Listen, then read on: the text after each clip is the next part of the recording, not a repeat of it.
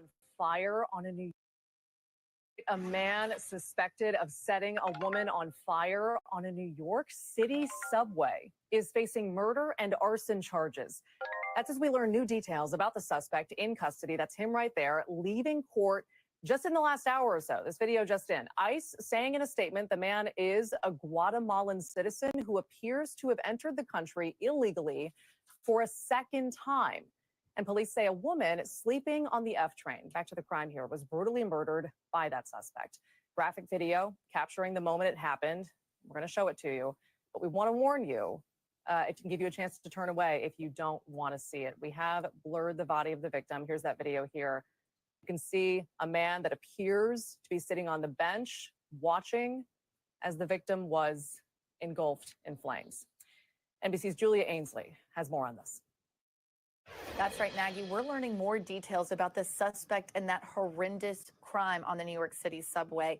ICE today, that's Immigration and Customs Enforcement, saying the suspect in this case is a 33-year-old Guatemalan man by the name of Sebastian Zapata, who they say entered the country illegally and was removed by ICE in 2018. But that at some point in time, he crossed back into the country illegally in violation of that deportation order. It's not clear where else he's been in the United States. The New York Police Department says they also don't believe that there was a connection between the suspect and the victim, and that it's not clear that he so much as talked to the victim. The NYPD said that they had a pretty clear description of him. They were able to see him so well because of the surveillance videos that were around the F train at the time, which shows him just right outside of the train watching this horrendous crime take place, and that the police were able to come down. But it was before it was too late for this woman because they smelled smoke. So in the meantime, ICE has issued a detainer to the NYPD so that whenever this suspect is finished with his time in the process, even if that's after a sentencing for homicide and arson, they could then take custody of him and deport him. So more details as we learn it, Maggie, about this suspect and this horrendous crime. Thanks for watching. Stay updated about breaking news.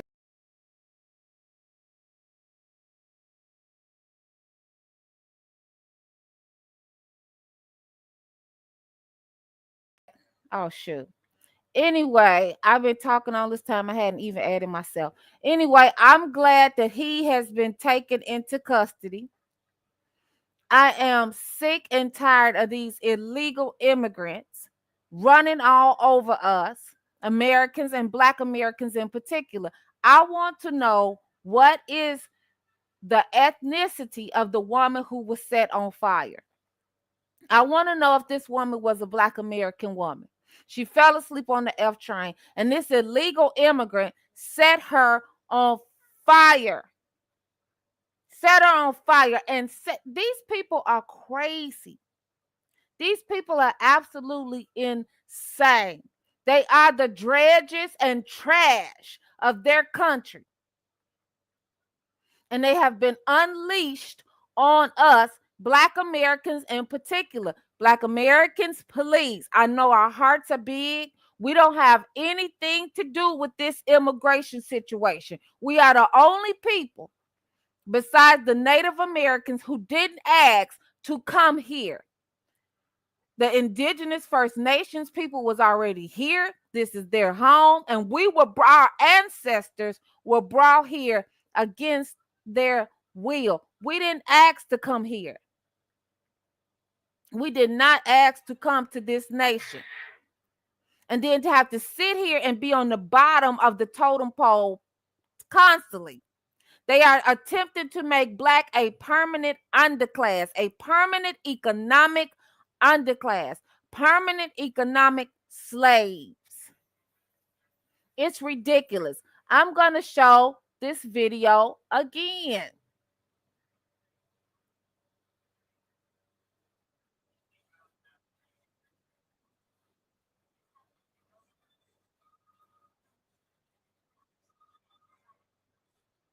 The suspect in custody, that's him. A man suspected of setting a woman on fire on a New York City subway is facing murder and arson charges. That's as we learn new details about the suspect in custody. That's him right there, leaving court Just in the last hour or so, this video just in, ICE saying in a statement the man is a Guatemalan citizen who appears to have entered the country illegally for a second time. And police say a woman sleeping on the F train, back to the crime here, was brutally murdered by that suspect. So he entered the country illegally for a second time. Right, Joe Biden. Right, Kamala Harris. And you thought I was going to vote for her? I don't want to hear all of this ish about all of these black women who supposedly voted for Kamala Harris. What about the 18 million people that didn't vote at all? And what I want to know is, are these people Democrats? Are they Republicans? Are they independents? Is it a mixture? Because I certainly didn't vote for her. Because I don't want any more of this. I said this when this began to happen in 2016.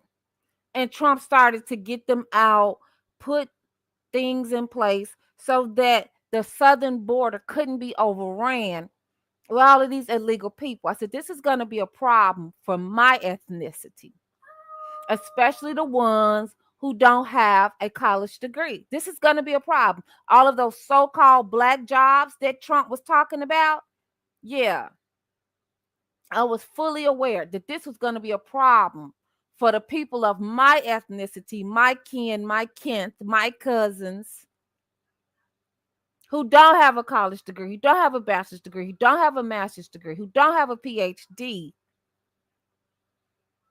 to be a little bit more fluid in this U.S. society economically. Because they work at the casinos, right?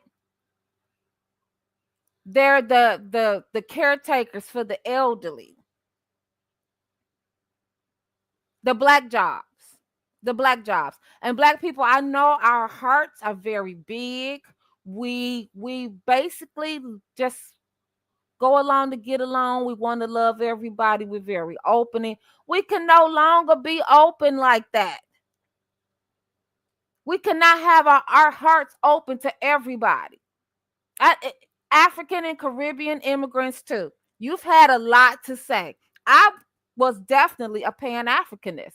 But you can't keep talking about me and saying nasty things about me and then think that we're going to have a good relationship. So I've put that on pause too. As you can see, the channel has somewhat changed. My channel has changed a few times. But anyway, I'm going to get back to this news story because this dude had the audacity, and he's mentally, I say he's mentally ill. He's got to be mentally ill. He set this woman on fire and sat back and watched her burn. He sat back and watched her burn. You want to talk about the dregs of society?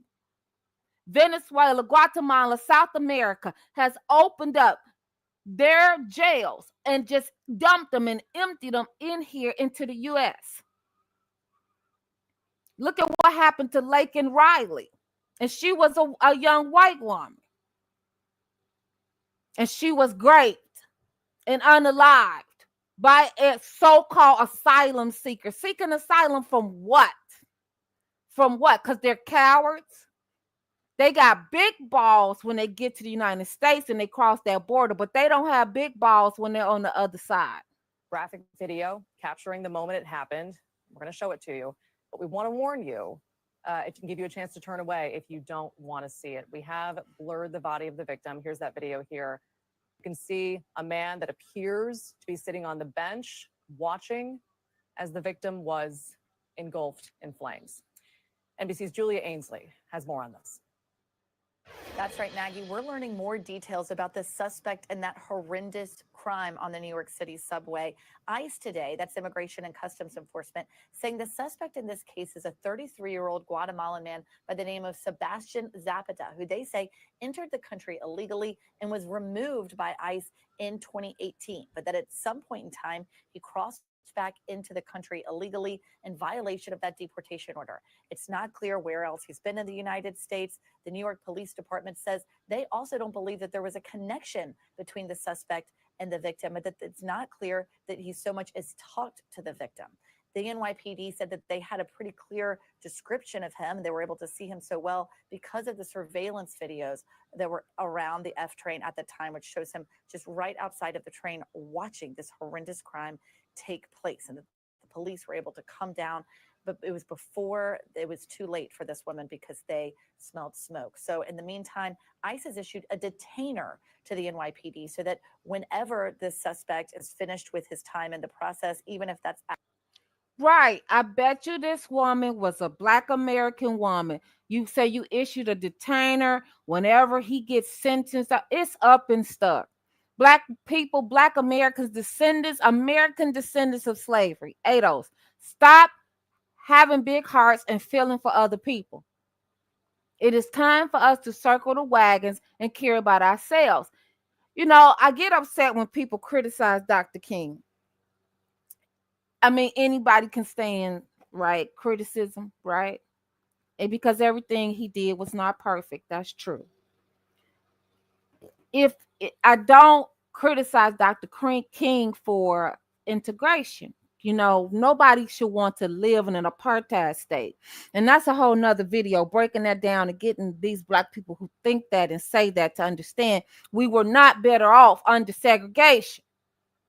We were not better off under segregation versus integration.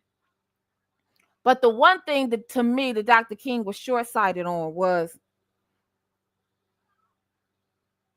advocating for African and Caribbean and Black immigrants to come to the United States. He was young. He was a young man. He didn't understand. He thought they were going to come here and be our friends. And no, this guy who set this woman on fire is not a Black immigrant. He is a mestizo. I don't call them Latinos. Latinos makes no sense. Latin is a language. They're not Latinos. Go look in their hierarchy. They're mestizos, meaning someone who is part indigenous Indian and Spaniard. That's what they are, a mestizo. So this guy who set this woman on fire is not a Latino. He's a mestizo, right? And he's not an African or Black immigrant. However, my point is with Dr. King, whether it is the African or Caribbean immigrants, the fact that Dr. King fought for immigrants to come into this country has opened up the floodgates, because they wasn't going to just let the Black immigrants come in. They were going to let all of the immigrants come in. And when these immigrants come in, it is a problem in particular for Black people. Look at what he did. He set this woman on fire on the train. After a sentencing for homicide and arson, they could then take custody of him and deport him. So more details as we learn at Maggie about this suspect and this horrendous crime. Thanks for watching. And so Stay what we have to stop doing is trying to advocate for what we have to stop doing as Black Americans is stop trying to advocate for everybody on the planet, everybody in the United States. You know, it is okay to be selfish. When Dr. King was advocating for all of these other groups to come in, that was a mistake on his part. How can you advocate for other groups to come in when we as Black Americans, ADOS, American descendants of slavery, we have never been made whole ourselves? We were never made whole. We are not on par with our white counterparts when it comes to generational wealth. We are in no condition to sit up here and advocate for other people to come in constantly. So I have another video to show, because see, what we have to watch out for is Americans and Black Americans in particular. It's something that I saw Dani C from chicagoflipsred talk about. And as soon as she said it, did not see it, where they're going to start trying to flood us with all of these touchy-feely stories of these immigrants to make us feel sorry for them. I don't care. You shouldn't have come into the country illegally. birthright citizenship was never for anybody but my ancestors and for me and for my children. It was for the slaves because the question had to be answered. The Europeans are not indigenous to this land. They came from Scotland and Ireland and England, the UK, right? They came from Germany and the Dutch lands. So what made them citizens of this land? What made my enslaved ancestors citizens of this land? So they said, okay, this is how we're gonna work it out. They were born here. That's what we're gonna say. So if you were born here, then that makes you a citizen. It was never meant for someone to come in from Africa, the Caribbean, and South America and come here 7-8 months pregnant and have a baby here and then anchor yourself to the child into the land that my ancestors built, died. Dogs ripped their breast off, ate their breast off, backs beaten open. Picking cotton. From can't see sun up to can't see sundown. 7 days a week in the beginning. Woke up in Africa, chained in Africa, put on plantations in Africa, made to build castles in Africa, slave castles, then put on ships, transported to Brazil, transported to Saint-Domingue, from Saint-Domingue, transported to the Louisiana Territory, 1526, by the Spaniards.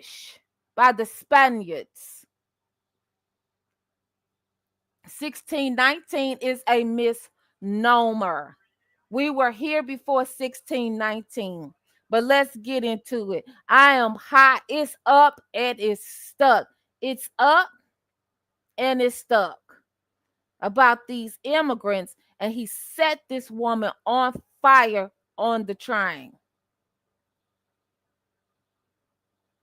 Up first at 5, though, a Houston man is fighting to get his family back. His wife and 4 children were deported to Mexico earlier this month. That's after his attorneys say they missed a court date. Now, the husband from Houston, a U.S. citizen, says they asked to reschedule the court appearance because his wife was giving birth to twins. And I bet he's not a citizen. Something that I've come to realize is that a lot of these Metizos, they're not citizens. Their grandmother's not citizens. This is going to be a mess. This is going to be a mess. How Trump how the United States ever allowed this in the first place is just a mystery to me. This is a disaster to me in the first place. It's just a mystery because most of these people are not citizens of this country. He's a citizen. Yeah, okay. Doubt that. But all right. You say he is for now. So let's listen to the story. I'm going to go back.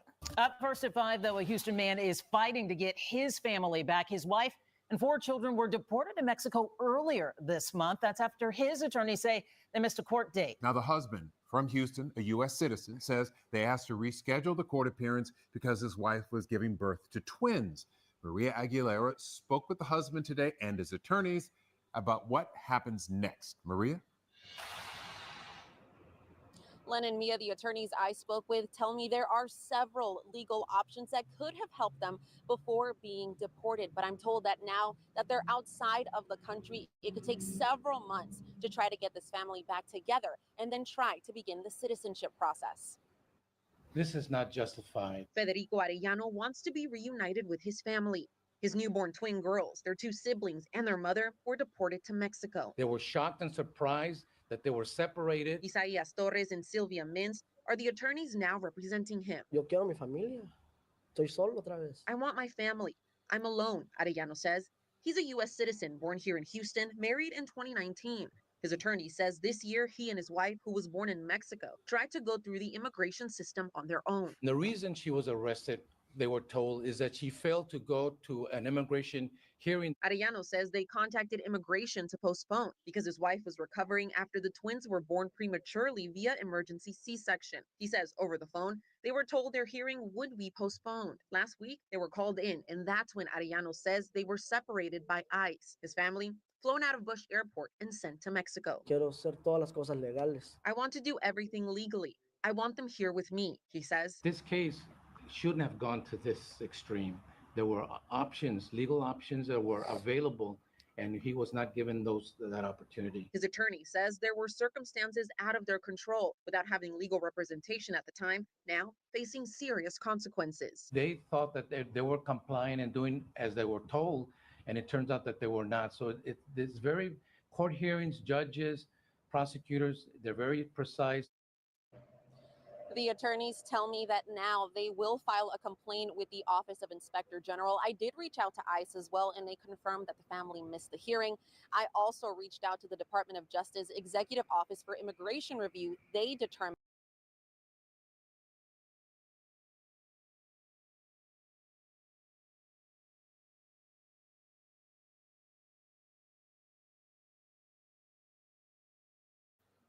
So anyway, like I was saying, so now they're trying to bombard us with these stories of immigrants, and this woman, she just gave birth to these twins. Nobody asked her to come here.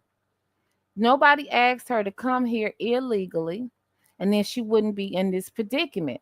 And like Tom Holman said, if the father can go with her, right? He can go back to Mexico with her. Why? They don't have to be separated. So this guy, Guatemalan immigrant, set this woman on fire on the train in NYC, and we're supposed to tolerate this. We're supposed to put up with this. Absolutely not. And I'm supposed to care about this lady and her twins and her two other kids. I didn't ask you to come here. And you come here to the land that my ancestors built and think that you're supposed to be above me, get above me. Why is it that you can come here and speak Spanish and you don't have to learn the language? This is not a Spanish-speaking country. And I'm all for being a polyglot and learning other languages, and I'm an academic, sure. But this is not Spain.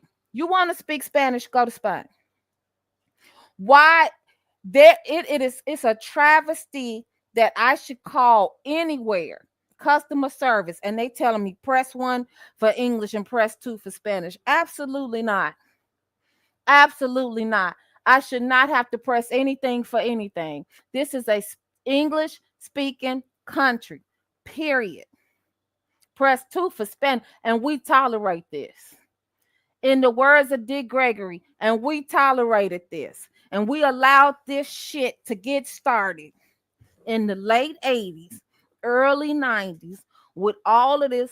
And my minor and master's degree will be in globalization, right? International relations. But globalization, you know, you can go too far with globalization. And we sat up here and allowed these jobs to be outsourced in the late 80s and early 90s. And it's ridiculous. And you call somewhere and you can't understand what the person is saying. And I don't think they can understand what you're saying either. But yes, please come in, subscribe, share, like, leave a comment. The link is in the chat. If you would like to join the panel, I'm welcome to anyone who wants to get on the panel. Even if you disagree with me, that's fine. You can disagree. Okay. Hello, MC Nemesis. Come on up. Hey, what's good, my nigga? Here we go again. You piece of shit. What? What's wrong? Why are you calling me the N-word? Are you crazy? It's a term of endearment. It's not a term of endearment. Are you crazy? You out your mind. Don't black people say it to each other? You a racist piece of shit. Racism's not real. It is real, bastard. No, it's not. You a bastard. Can you provide evidence that it's real? Can you Yes, demonstrate you it? know what racism is, bitch? You want me to tell you what racism is? What is it, nigga? Bitch? You think that word hurts me? That word don't No, hurt my it's feelings, not. bitch. It's no, nigger. Bitch, It's bitch nigger. boy, Nigger. bitch Listen, boy, nigger. bitch boy, Listen, nigger. bitch boy, bitch boy. They don't Nigger. hurt my Racism ain't feelings, bitch real. boy, bitch You boy, see how emotional you're getting bitch over a word? boy, bitch You've boy. been Get brainwashed. off your mama, You've Bubble. been brainwashed, nigger Your bitch. mama and your daddy Nigger are bitch has been related. brainwashed, just Your like the rest of you mama and fucking your niggers that need daddy to. are You know, you're gonna siblings. sit here and fucking troll me. All right, that's it. You're trolling me, bitch. Nigger, kill yourself. Nigger, I kill wouldn't. I yourself. wouldn't. You got Kill some yourself, in you. nigger. You Kill got some yourself, in you. nigger. You Kill American. yourself, Your nigger. great grandmama was a slave. Well, you ignorant bitch. you're You promoting ignorant bitch. self-harm on You your channel. You're ignorant gonna get a bitch. strike for it. I've No. reported the Bye. channel. Kill Bye. yourself, nigger. Okay. I They got win. you You're not saying. gonna win They in a got you saying it. Fool. Fool. Racist, crazy fool. He has nothing else better to do with his time. Anyway, back to the illegal immigration situation. He thought that word hurts my feelings. That word don't hurt my feelings. He is really something else. He comes back over and over again. Let me see. I got to get him out of here too. There we go. So let's go back to some sanity and reality. I don't know who Bubba thought he thinks he's talking to or whose feelings he thinks he hurt, because he didn't hurt my feelings. Not at all. I'm used to the savagery of Americans, born and raised here. That's how I got here. That's how my ancestors were brought here. I'm used to the barbary. It's nothing new. And those I can get along with, I get along with. And those that I can't get along with, I can't get along with. Anyway, back to the topic at hand, which is the illegal immigration. And I didn't vote for Trump, but I surely was not going to vote for Kamala. I don't vote for the lesser of two evils, even though I do support Trump's policies way more than Kamala's. But I'm not voting for the lesser of two evils. I am a part of the 18 million that said no. I'm going to abstain. And I did. I abstained. I absolutely abstained. Now, some people say, well, I don't have a right to complain because I abstained. I didn't vote. No, I have every right to still voice my opinion. I didn't like either candidate, and I wasn't going to vote for either one. But his policies are better than hers.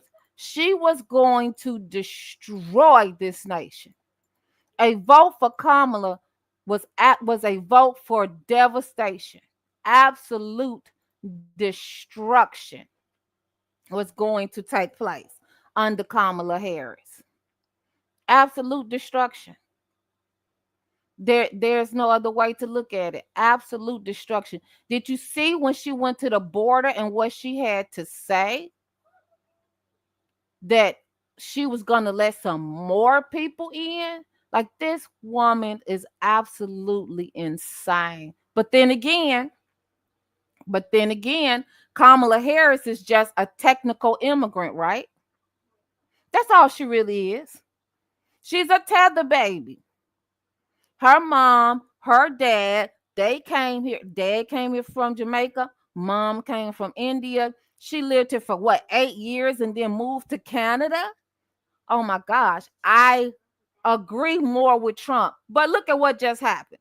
See, it's not Trump that I dislike, but it's a lot of his supporters. Not all of his supporters, but a lot of his supporters are just ridiculous. Like the food that was just up here. But anyway, so I have another video. Let me show this one.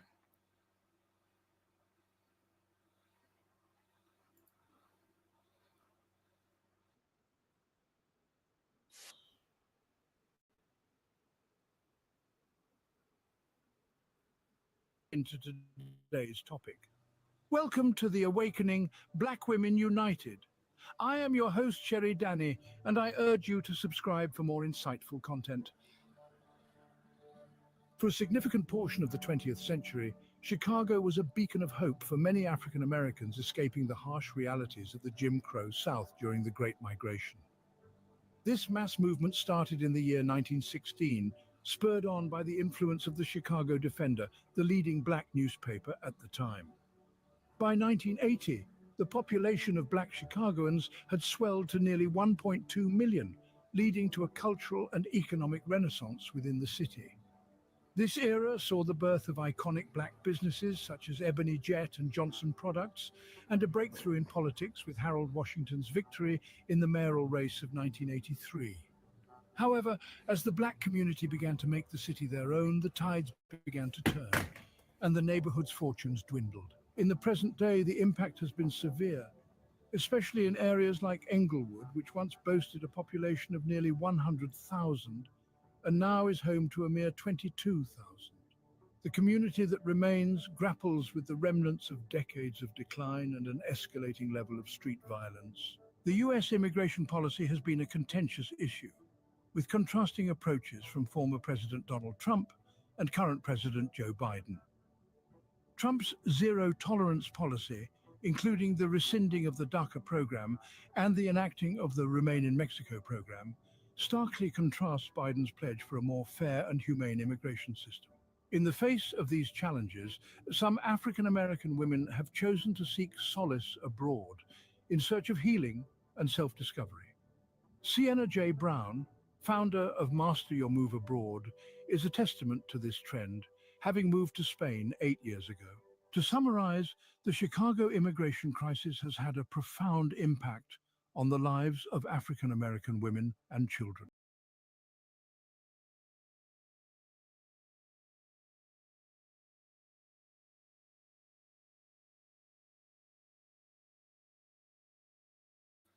So anyway, that's just a little brief history on Chicago, Black Chicago's migration from the deep South, from Mississippi to Chicago, some of what's going on, some of the issues, and how we cannot turn back, how we cannot allow these immigrants as Black Chicago to come in here. We can't let our hearts be soft.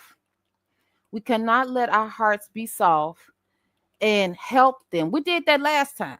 I didn't do it, but I saw a lot of Black people upset. Oh, Trump, when Trump's first term, right? Because they haven't started the second one, of course. But oh, that is so terrible what Trump is doing.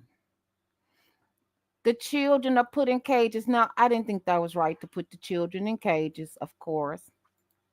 No, that was not right. But don't come here. I didn't ask you to come here. My ethnicity is the only ethnicity that did not ask to come to this nation. We did not ask to be Americans. We did not ask to be Americans at all. He's back. He's back trolling. Thank you, troll. Thank you, troll.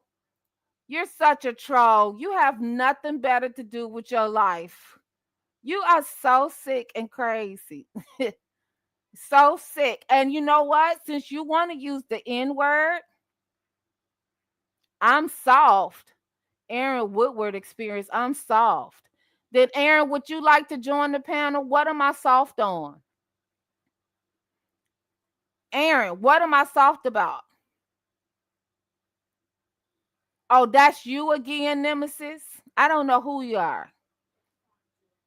Aaron, hit the link. Let's see who you are, Aaron. Because I want to know, what am I soft on? You tried to ban me. You banned me. What? Can you speak, Aaron? Can you read? Can you write? What you wrote made no sense, my dude. My God, what you wrote made no sense. I didn't try to ban you, fool. I just kicked you out the studio, idiot. I just kicked you out the studio. No, I'm not letting you come back up here.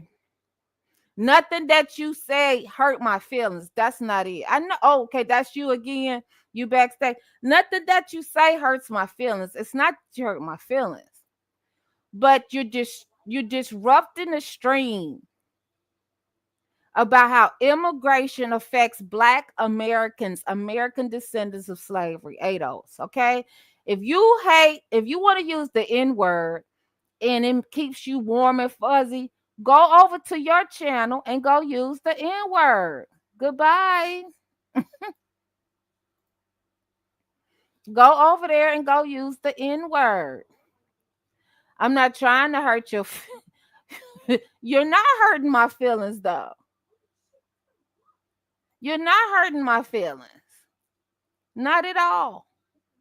Because you're just a troll. You don't have anything else better to do with your life. I'm sorry you don't have friends, Aaron. I'm sorry nobody loves you. I'm sorry nobody likes you. I don't know what to tell you. Nobody loves you. Nobody likes you. You wish you were Black American. You wish you was ADOS. Clearly you don't have anybody that loves you. Clearly you don't have a community. Okay, let me see if I can play this one.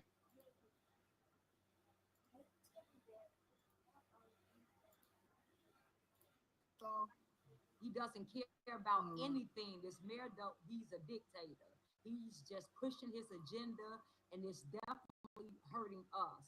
So we have to get these laws changed. We got to work with Trump to get to come here because we need a forensic audit because they're stealing a lot of our money and they're trying to tax us. We need the feds to come. So the feds are coming. Yes.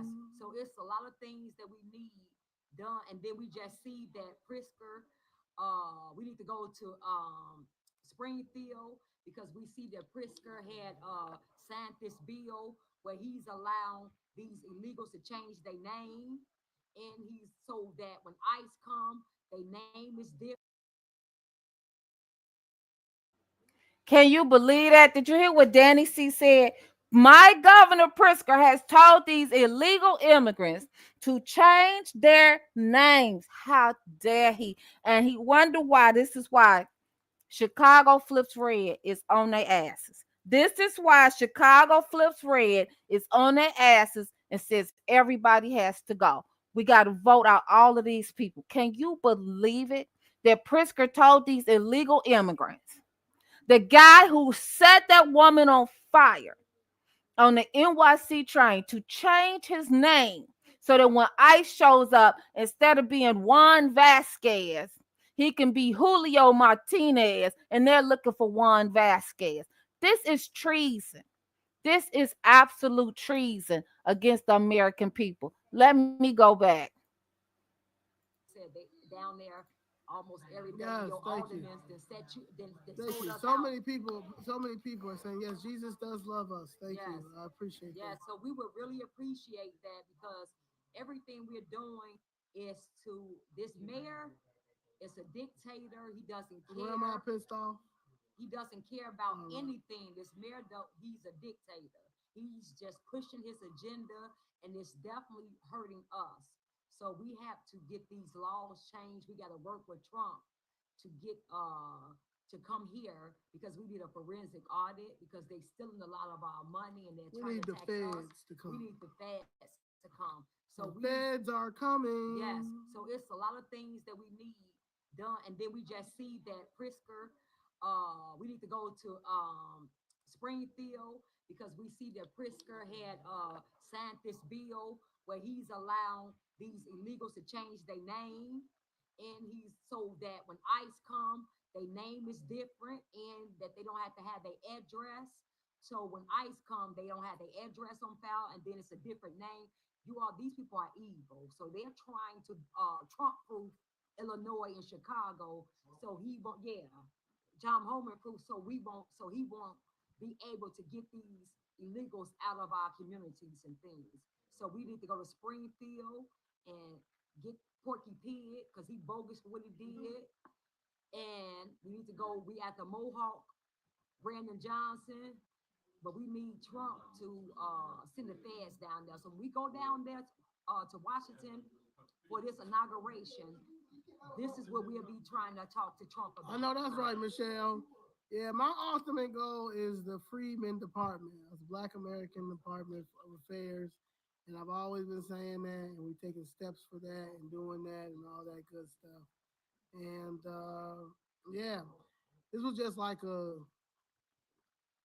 was actually on here just to show her how to put people on timeout. Yeah, she was showing me how to block people and put people on timeout. And She said, I'm gonna come over here and show you. But we were just talking about this in the meeting. We were just trying to see how everybody was getting together, and I was just telling her, even on my channel or TikTok, everybody keep asking, how can we help and donate? And this would be Chicago all hands on deck at gmail.com. Okay. And that's where your money, if you help, that's where your money will be going to the flights and to the ramen noodles, oodles and noodles. We're gonna eat. Well, you ain't gonna eat no noodles. You look, it's January, you all. A lot of y'all get those resolutions to be healthy, so she's not gonna be eating no ramen noodles down there. It's a new healthy lifestyle, especially starting January. Why would you say that? Ramen noodles. It's you against you fitness, baby. Yeah. You against you. You're the only one standing in your way. Her too. So she ain't gonna be eating no ramen noodles down there. So you probably need a little bit more money because you're gonna have to be eating a little clean fish. She gonna be eating stuff like that, bro. I'm gonna make sure. Vegetables, all that. She ain't gonna be eating no noodles. Yeah, it's gonna Michelle, I definitely get what you. Yeah, Michelle definitely always. Michelle always. That thing is a day. Okay, it does. Either way, you're gonna go on timeout. Okay, bye, troll. Oh yeah. Okay, see you later.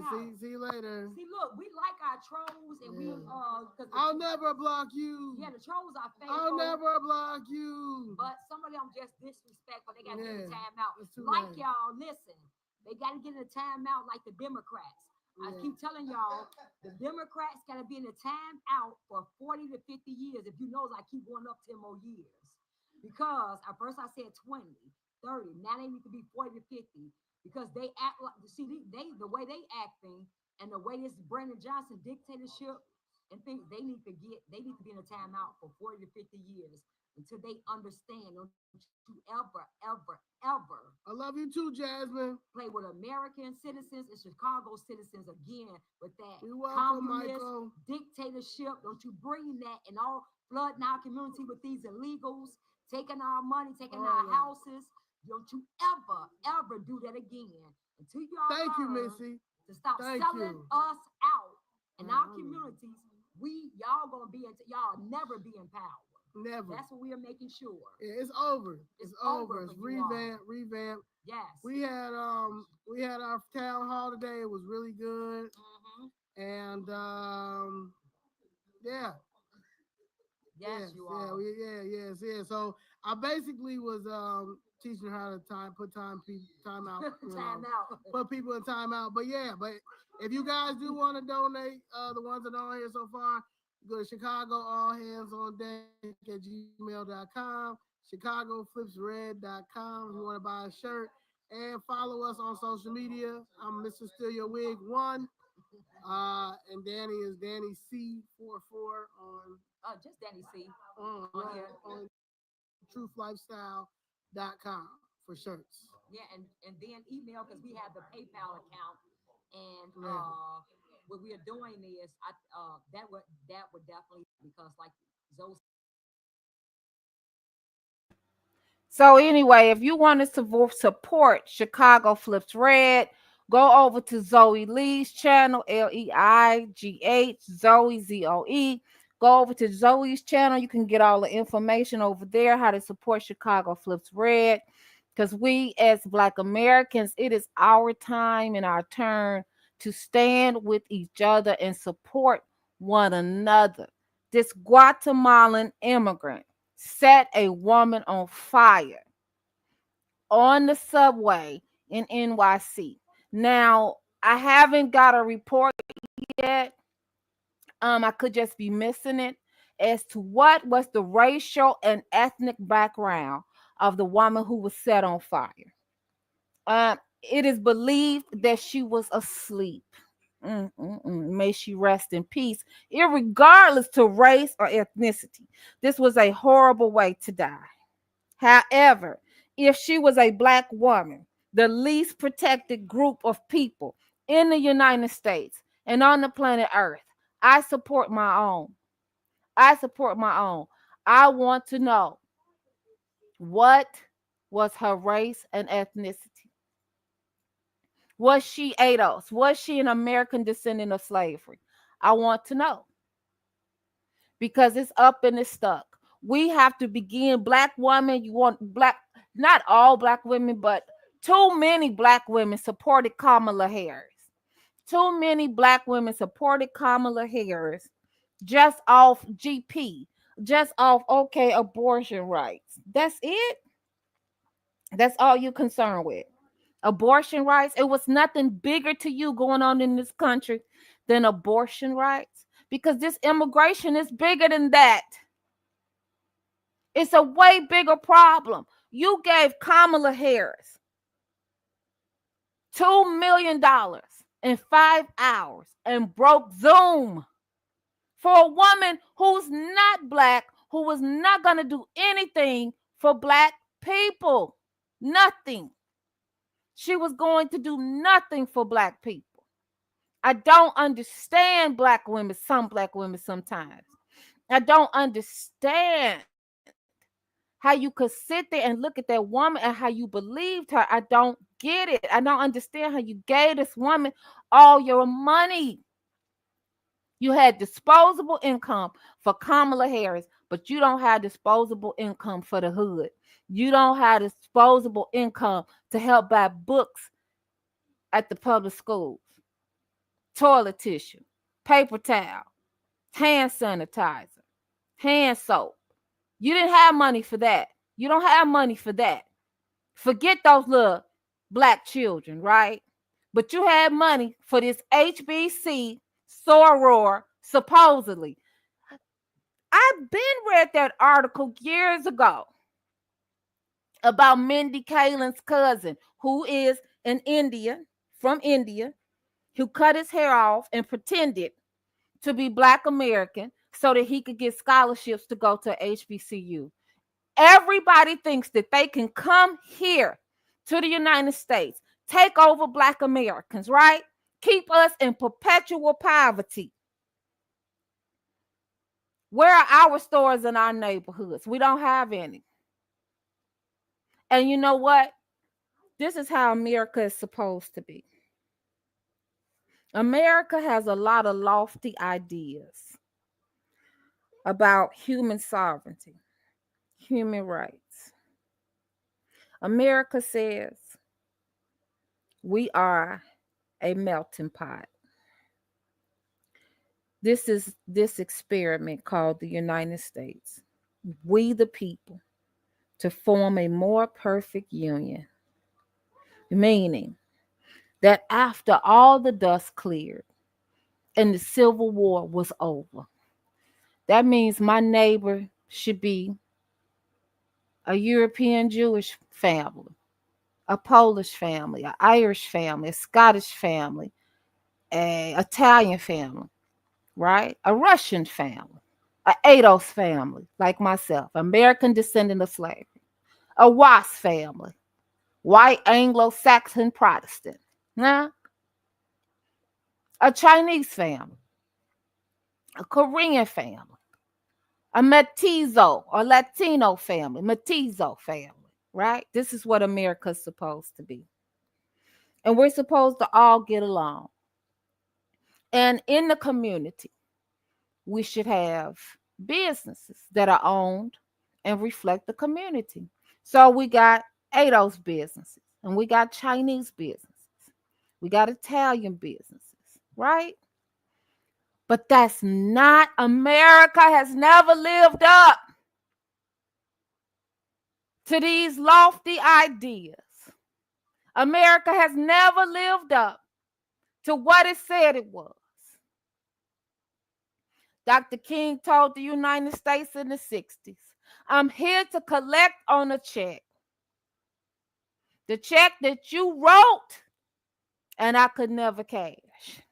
So we shouldn't have to have, and we shouldn't have. If you come to this country legally, you go through the proper channels, you pay the money, you get your visa, you learn the Constitution, and you become a citizen. Okay? You come in the proper way. Then we, as native-born Americans, should be welcoming to you. But that's not how America runs. America, the United States, is built off ethnic clanship. So we don't have legal segregation anymore. De jure, D-E-J-U-R-E, de jure segregation. We have de facto segregation. So the Irish get together and create Irish neighborhoods, and the European Jews get together and create European Jewry neighborhoods, and ADOS have their neighborhoods. And everybody is sectioned off based on their culture and ethnicity. Okay. And those people, oh my gosh, losing my voice. Those people who have businesses, like if you take Chicago, for instance, Pilsen, Little Village, they're predominantly Mestizo or Mexican neighborhoods. And they have only Mexican businesses in those areas. But when it comes to the ADOS neighborhoods in Chicago, and it looks like all over the United States, we don't have only Black businesses in our areas. We have very few, one or two, if that, sometimes none at all. Black Americans, I'm putting you on notice today. I don't care if it's 4 people in the stream, 5 people, however many people come in, however many people watch it on the replay. Black Americans, circle the wagons.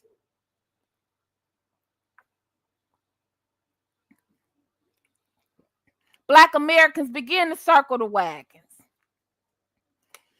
I know Black men have let us down as Black women in a lot of ways. Another stream for another day. But at the end of the day, I saw something so disheartening. To sit up here and say, I saw a Black woman sit up here and say that Puerto Ricans helped to invent hip hop. Now, I wasn't born when hip hop was initially invented, but I was born when it started to hit the airwaves in the late 70s, early 80s. Wasn't no Puerto Ricans there, wasn't no Mestizos there. And so because you're into it with Black men, you're going to lie about our history. You're going to support Fat Joe. Oh, Houston, we have a problem. Oh, Houston, we have a problem. Black America has a problem. We have a problem. I know there's a problem between the men, a problem between the women. Some of it's valid, some of it's real, some of it's really invalid, stupid, and petty. Now, we can have some infighting, but how dare you allow somebody on the outside? A Puerto Rican would never allow an ADOS person, somebody from the outside, to come in and say that we invented anything in Puerto Rico. You got to be out of your Black ass mind. If we don't begin to learn how to circle these wagons, even if we disagree with each other, even if you don't understand LGBTQ, even if you think it's a lifestyle, and I'm here to tell you it's not, you're born that way. But even if you think it's a lifestyle and you don't understand it, you don't understand what gender fluidity is, if you don't understand any of that, understand that they are Black. Understand that we are Black Americans. We'll deal with that later. We'll deal with next month next month. But right now, we have to love each other. We have to put little black children first, descendants of slaves, descendants of Harriet Tubman, descendants of Ida B. Wells, descendants of Booker T. Washington, even though that ain't my boy. I don't particularly care for Washington. But again, to my point, we can debate about Malcolm versus Martin amongst ourselves, but we got to stop allowing outsiders who are not ADOS, and I mean Africans too, Africans and Caribbeans too. Yes, it is an ADOS thing you wouldn't understand. No hate for you. If you don't hate me, I don't hate you. If you hate me, I hate you. It's just that simple.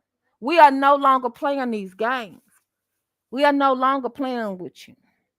The days of playing with you are over and out. I would never side with Fat Joe over my people.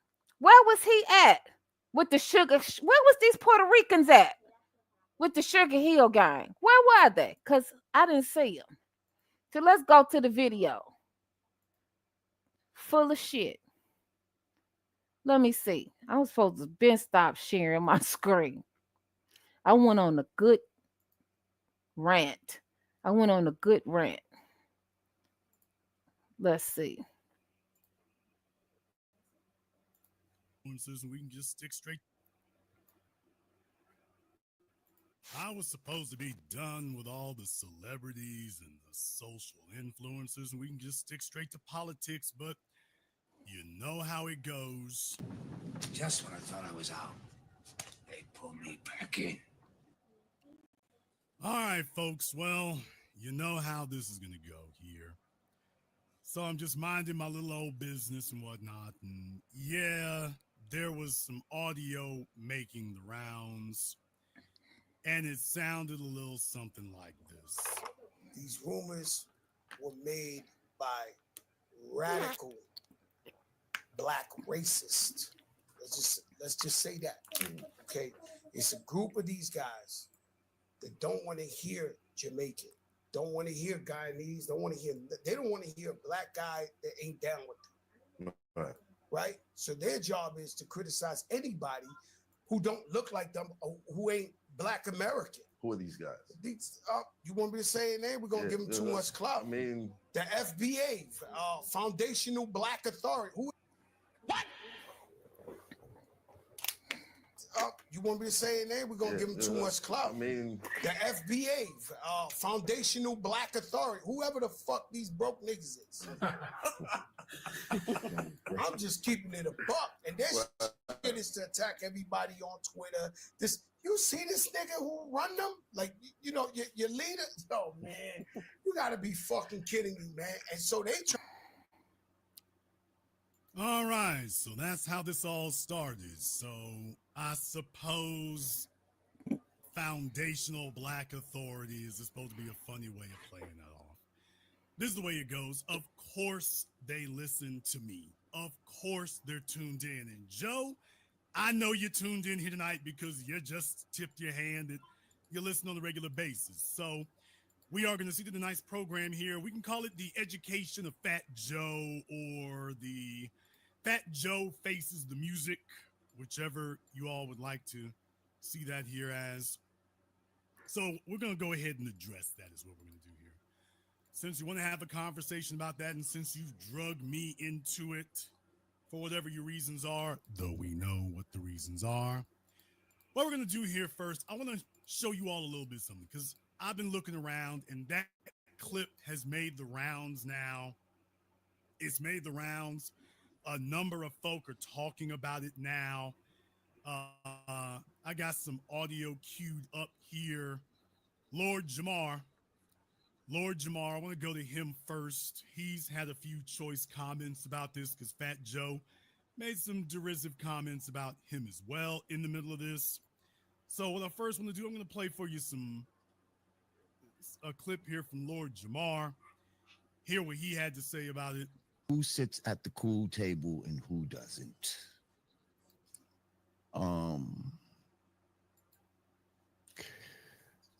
I feel that all foundational Black Americans should boycott Fat Joe's new album. I believe, and at the same token, I believe all Puerto Ricans should go out and support it. That being said, I'd like to see how well it does. Because what all these people don't understand is all these people who have been ingratiated by hip hop is that if you took it back to your so-called roots or to your motherland or whatever the case may be and asked them to support you, you would not be where you are today. Right. Right. Since Latinos, Mestizos, Puerto Ricans in particular, helped to invent hip hop, which we can clearly see came from Ados jazz and gospel, bebop, spoken word. But since the Mestizos had so much to do with the invention of rap, why aren't the Puerto Ricans supporting it now? I don't see abuela and abuelo listening to all of this rap at home, all of this hip hop. Oh, you said then you'll tell me, oh, it's generational. No, it's not generational. You're a fool. Now, that's either a factual statement or it ain't. Well, Lord Jamar just said it's mathematics. Now, that's either a factually, mathematically correct statement or it ain't. It's just that simple. Either you can take it back to your folk and you can rise, or without us, the numbers just ain't going to be there. Right now, it's looking like the numbers ain't going to be there. So, I mean, that's just a mathematical statement Lord Jamar is making. It's either mathematically correct or it ain't. But I'm not done. Jason, you listen to the whole thing? I'll listen to the whole thing. As the anchorman of the new Black media, as the foundational Black authority. Damn! In the words of Fat Joe, I think I might adopt that moniker. Do you all think I should adopt that moniker? If you all think that I should adopt the moniker of being not just the Black authority, but the foundational Black authority, give me the Black fist emoji in the chat room and hit the likes button for me. There's over 3,400 people in here live in just the first 5 minutes. But if you all think I should adopt that as my new moniker, not just the Black authority, but the foundational Black authority, give me the Black fist emoji and hit the likes button for me. If you all think that's the way we need to go with that there, I may adopt that as my new moniker, the foundational Black. Might go to Twitter and change my Twitter name to the foundational Black authority. Just might do that. Because Joe might have been acting like he was confused. You were not confused. We all know that. You were not confused. But just make sure everybody else stays on the same page with it. So, by the way, I might go ahead and just adopt that. Next clip we have up here. Lord Jamar wanted to bring in the fact that, by the way, he's talked to other folk. He's spoken to other people, and he just wanted to go ahead and let you know what's going on there about that, because he's spoken to other folk about this situation, about why Joe may be upset and who was involved and who made hip hop and what the Puerto Rican influence was. And he had this to say. Oh, let's talk about this. Ain't nobody hating on y'all, bro. You just telling the truth. I had Puerto Ricans on my show. Shout out to Ruby D and Whip a Whip. They were there. They said there were no Puerto Ricans in the beginning. They were the first ones. They got there in 76. It been was going on. What? Like, what? Well, that sounds familiar now, don't it? Microphone check. That sounds familiar now, doesn't it? This is Lord Jamar bringing not receipts, but invoices. He said, I talked to Puerto Ricans. They said, well, no Puerto Ricans when they got there. Okay. Sounds very, very familiar. There's a reason for it.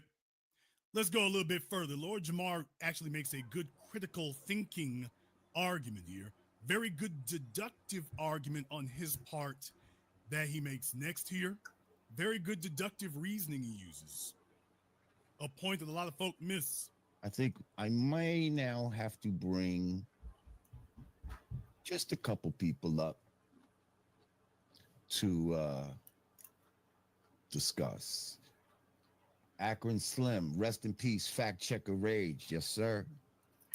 Fact checker rage. Rest in power. Okay, wrong clip there. That's okay. I'm going to go back to it, the one I was looking for here. He mentioned something that some folks said at the studio. I want to see if I got the right clip here. Yo. They had an engineer that used to engineer for these guys, for Fat Joe and them, and he looked like he's Spanish, but he's not. And they said Joe was in there talking about, the Cocolos or whatever. They've been running shit too long. It's our turn, and And hey, I guess it's okay to feel like that, but Cocolos. You mean? Now, how could ADOS have been running stuff too long when it's our art form and we created hip hop? But we've been running stuff too long. See, that's what I'm saying about all of this illegal immigration, all of this bull. It comes down on us. There was no way in hot hell I was going to vote for Kamala Harris. Donald Trump could have pulled his pants down and stood butt naked in the middle of downtown Chicago on Michigan Avenue in front of the Art Institute, and I still wouldn't have voted for Kamala Harris. There was no way in hot hell I would vote for Kamala Harris. I don't vote for the less of two evils. I've said that. But there's no way I was going to vote for my open enemy who was going to open up the floodgates and allow all these immigrants to come in here on my black ass. And my family's black asses. There was no way. And all of this ties together. All of it ties together. People who think that we owe them something. We don't owe these people anything. Nothing at all. The Indians come here. They think that we owe them to let them be in our neighborhoods and sell us gas and take all of our money out. The black dollar only circulates for 24 hours in the black community. If that, I don't owe you to be in my neighborhood. And we're going to keep being ran over, and we're going to keep being the world's bitch until we get up, fight back, take our monies out, take our money out, hold our dollar, build our own businesses, and keep our money to ourselves and make our money circulate for at least 1 year within the black community, period. Why are you back, Nemesis? Nemesis, why are you back? Nemesis, I'm going to let you up. Now, if you say the N-word, I'm going to pull you off because you can't say that word up here. You trying to get my stream taken down. You're trying to get the channel taken down. Now you just being a bitch. But you say anything other than the N-word, I don't care what else you say. I'm going to let you get up here, act a fool, and show the world your ass. Go ahead. Come on up here and show your ass. Well, I'm not trying to do any of that. I mean, I might be doing it. I don't want to see your ass, Nemesis. Don't you turn that camera on. You have failed to provide evidence of racism. It's not real. Okay, tell me why racism is not real, Nemesis. No. The burden of proof is on you. Your claim. No, is that you it's said real.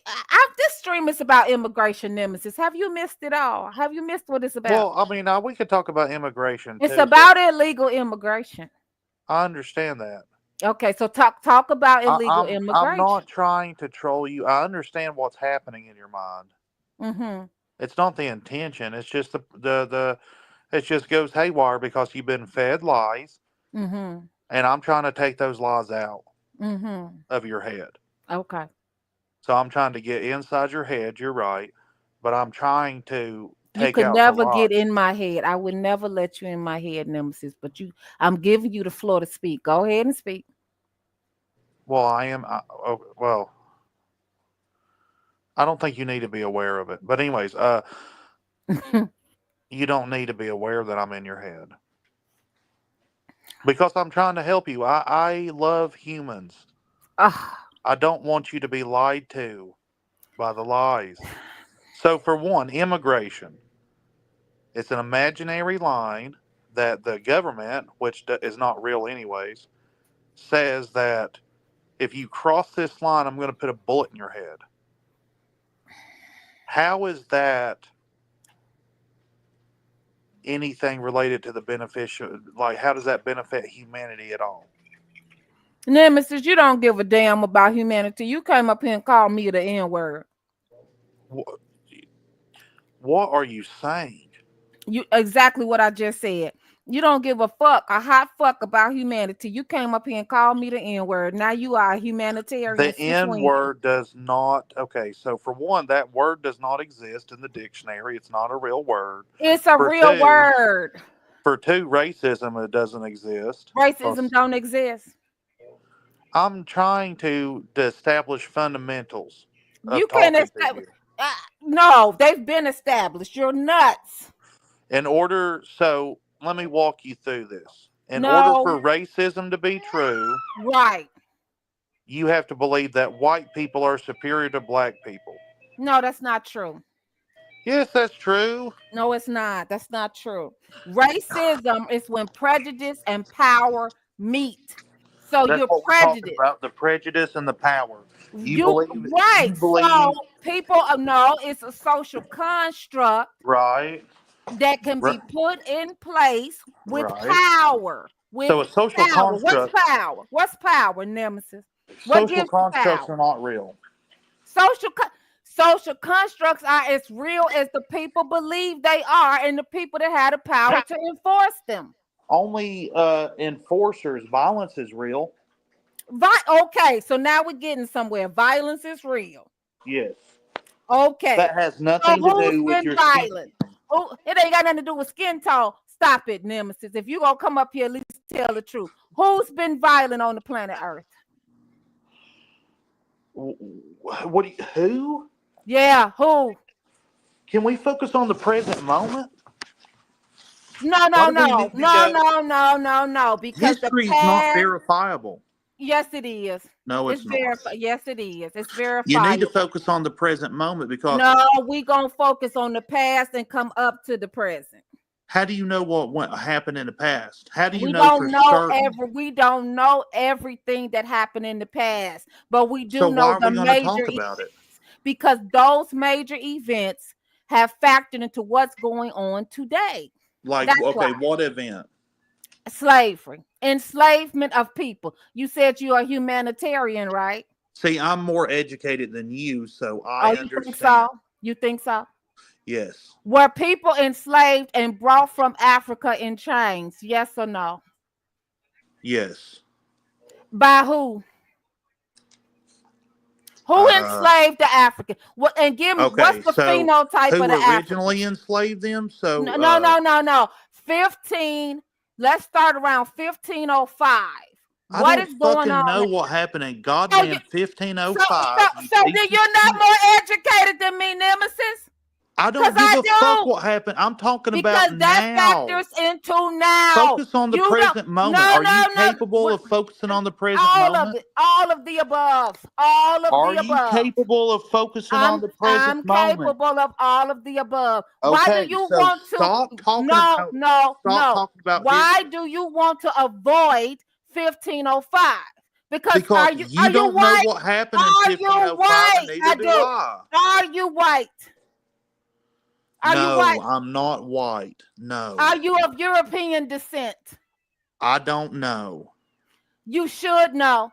You sound like you are. Okay, are you going to allow me to talk, or are you just ranting like a This crazy is my lunatic? channel, and so Well, we're going you're to a do it fucking a certain way. crazy lunatic bitch. You're a bitch. Your mama's a You're bitch. talking about. You're bitch. talking over me. You come You're from a not long allowing me line to of have a bitches. community with you. And if you Bitch. don't stop what you're What doing you gonna and have do? a conversation. What you gonna do? What you gonna do about it? I'm gonna say the N-word if you don't stop. And I'm just gonna take you off. The N-word don't Well, bother then me. we're in a Say fucking it. loop. Say So it. are you gonna Say have a it. okay? Say it. When you Right. Okay. My don't mute channel. me, nigger. My channel, and I'm in control. Don't mute me, nigger. Your mama's one, and You're your a fucking grandmama's one. Your mama's one, and your grandmama's one. Hillbilly piece of trash. You just hillbilly trash. Don't know what's going on. Hillbilly trash. Hillbilly trash. Oh, I always try to give the Hills a chance and give Bubba a chance. Bubba never knows how to act. Bubba never knows how to act. You are so like weak and wet. You don't know what you're doing. Just back and forth, different pages. My goodness, you are very dedicated to bothering me. You don't have nothing else to do in your life. Woo! Nobody cares about you. Nobody cares about you at all. Oh my goodness. He said he was going to call me the N-word and I was supposed to hurt my little feelings. That was supposed to break my heart. Bitch, that happened 500 years ago. When your ancestor drug my ancestors in chains. You ravenous bitch, you. With this stream is about immigration, illegal immigration. Can't stay on topic. Your mama should have stayed off the mess. Maybe then you could think. So back to the stream, Bubba. He gonna have to do better than that to disturb me.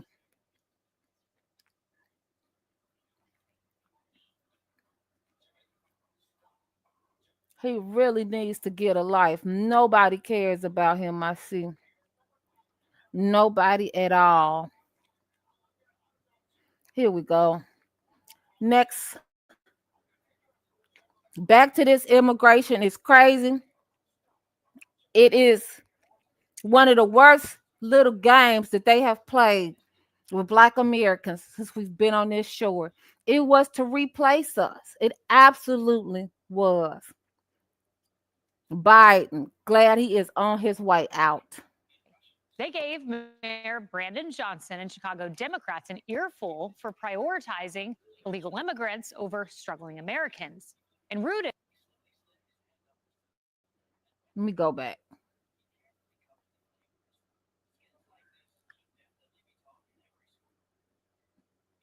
Chicago residents' outrage over the city's sanctuary policies erupted at a city council meeting yesterday.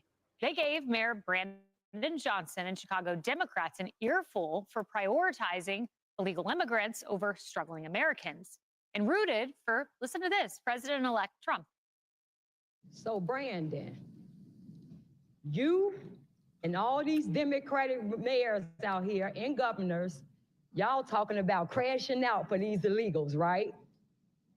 You all stood up there and said you will not allow Trump to come in here and get these illegals. Yeah, you can smile. We're in $1 billion deficit.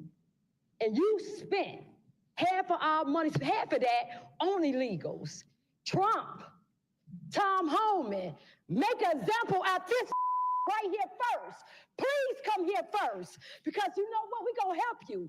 We want a forensic Ma'am, I would audit. ask that you keep your, hold on a second, stop her time. Our mayor is embarrassing us, y'all, around the world. And you all took the power back from him to say the city of Chicago is out of the business of funding illegals. We are out of the business of prioritizing non-American citizens on top of the American citizens who go out in this cold weather every day to make money to pay their taxes. You so strong about protecting those aliens, but you won't do nothing for the U.S. citizens. Here you are with another gritty property tax hike, trying to push the have-nots to house your precious illegal immigrants. You told Trump you ain't gonna blink? Well, we ain't either. You ain't above the law, and where you gonna run to when Trump pulls that Trump card out on you? I will make it my duty to try to get my gun to perform an Operation Great Lord 2.0 in Chicago and lock all of you crooked Democrats and judges up. And it's just like that. This is the election in a nutshell. I mean, if you could sum it up, you have progressive radicals who say, let's fund illegal immigrants over American citizens like Brandon Johnson. And then you have Trump increasing his numbers double digits among all kinds of demographics. People in MAGA hats saying, we're rejecting this, Brian. Governor Pritzker, too, said, you come from my people. You got to go through me first. Mayor Brandon, whatever his name is, Johnson comes out. How do I forget the name Johnson? That's okay. Pretty low. But he comes out and says, we have repaired the relationships with our police force. The last thing we're going to do is reopen those scabs and allow that. What are you talking about? When ICE shows up with a detainer and says he wants that prisoner, you should say, please take the gangster off my hands and his neck tattoo and put him back in Venezuela. This is, I didn't see any of that. I am so encouraged to hear that, because what is in the best interest of the people instead of your backwoods party? The people are saying, you're taking my services, you're overriding my classrooms, you're taking my money, you're ruining my airports, you're taking over my subways, you're taking over my streets. Please tell me, stop helping me. You're not doing anything for me. And this is the minority community who, with President increased in all those areas. I just hope he uses this time to go back to President Trump, with his staff that he's building up, to go back to Chicago, back to New York, back to Philadelphia. Says, now that I got some of your votes, I want to find out how else I can help. I saw you on Outnumbered. I want to help you out. How do I do that? How do you convince your politicians to give me the power to let Tom Homan do his job? Yeah, well, he's doubling down. Harris, listen to Mayor Brandon Johnson on his words for the Trump. Our values will remain strong and firm. We will face likely hurdles in our work over the next 4 years, but we will not be stopped. And we certainly will not go back. It is just so sad that we have a black man that is in power who is selling us out. So not only do we have to deal with racism, white supremacy, but we have to deal with corruption and black people who don't love black people, who sell us out for chicken change. We will not go back. He said our values will remain strong. They're anti-American values. Like, this is what the people voted for, including people in his own city and state. So if he's saying that our values were, whose values is he talking about? Yeah. Which people does he represent? Because it's not the people who voted for Trump. I loved what the previous gentleman said, though, and I'm going to say it the way he said it. You told Trump you ain't going to blink. We ain't going to blink either. Yeah, I love that. I mean, that's the thing. Why don't you believe the voters? I really don't get this. But I will say this, there's money in it. There's money in it. And so if they fix all the problems and they make everything go away and they keep those police officers employed and happy and all of that, what will they run on? No one will have a victimhood. No one will have grievance. We'll always have some crime in society. I'm not saying that it'll be completely wiped away, but it doesn't give them the soapbox moment as the left to be able to say, I ran on keeping those people from putting you in chains.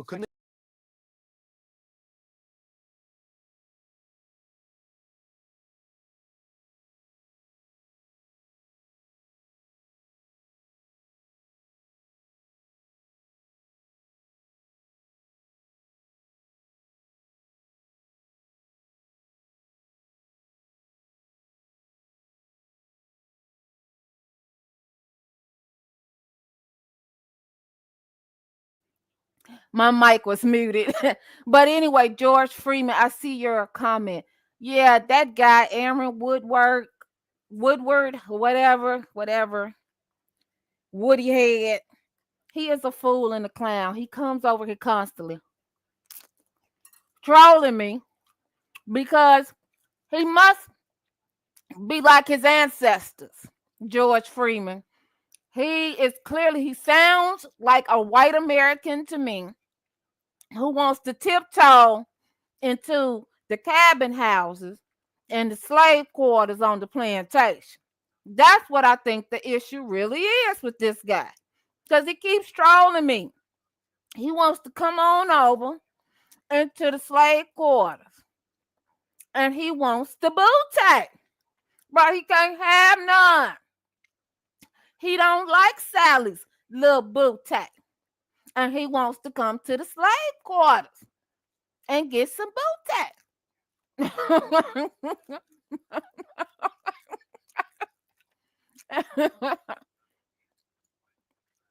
That's his whole problem. We're talking about immigration, illegal immigration. And he brings up racism, white supremacy, which is a thing he ought to know because he's trying to do it.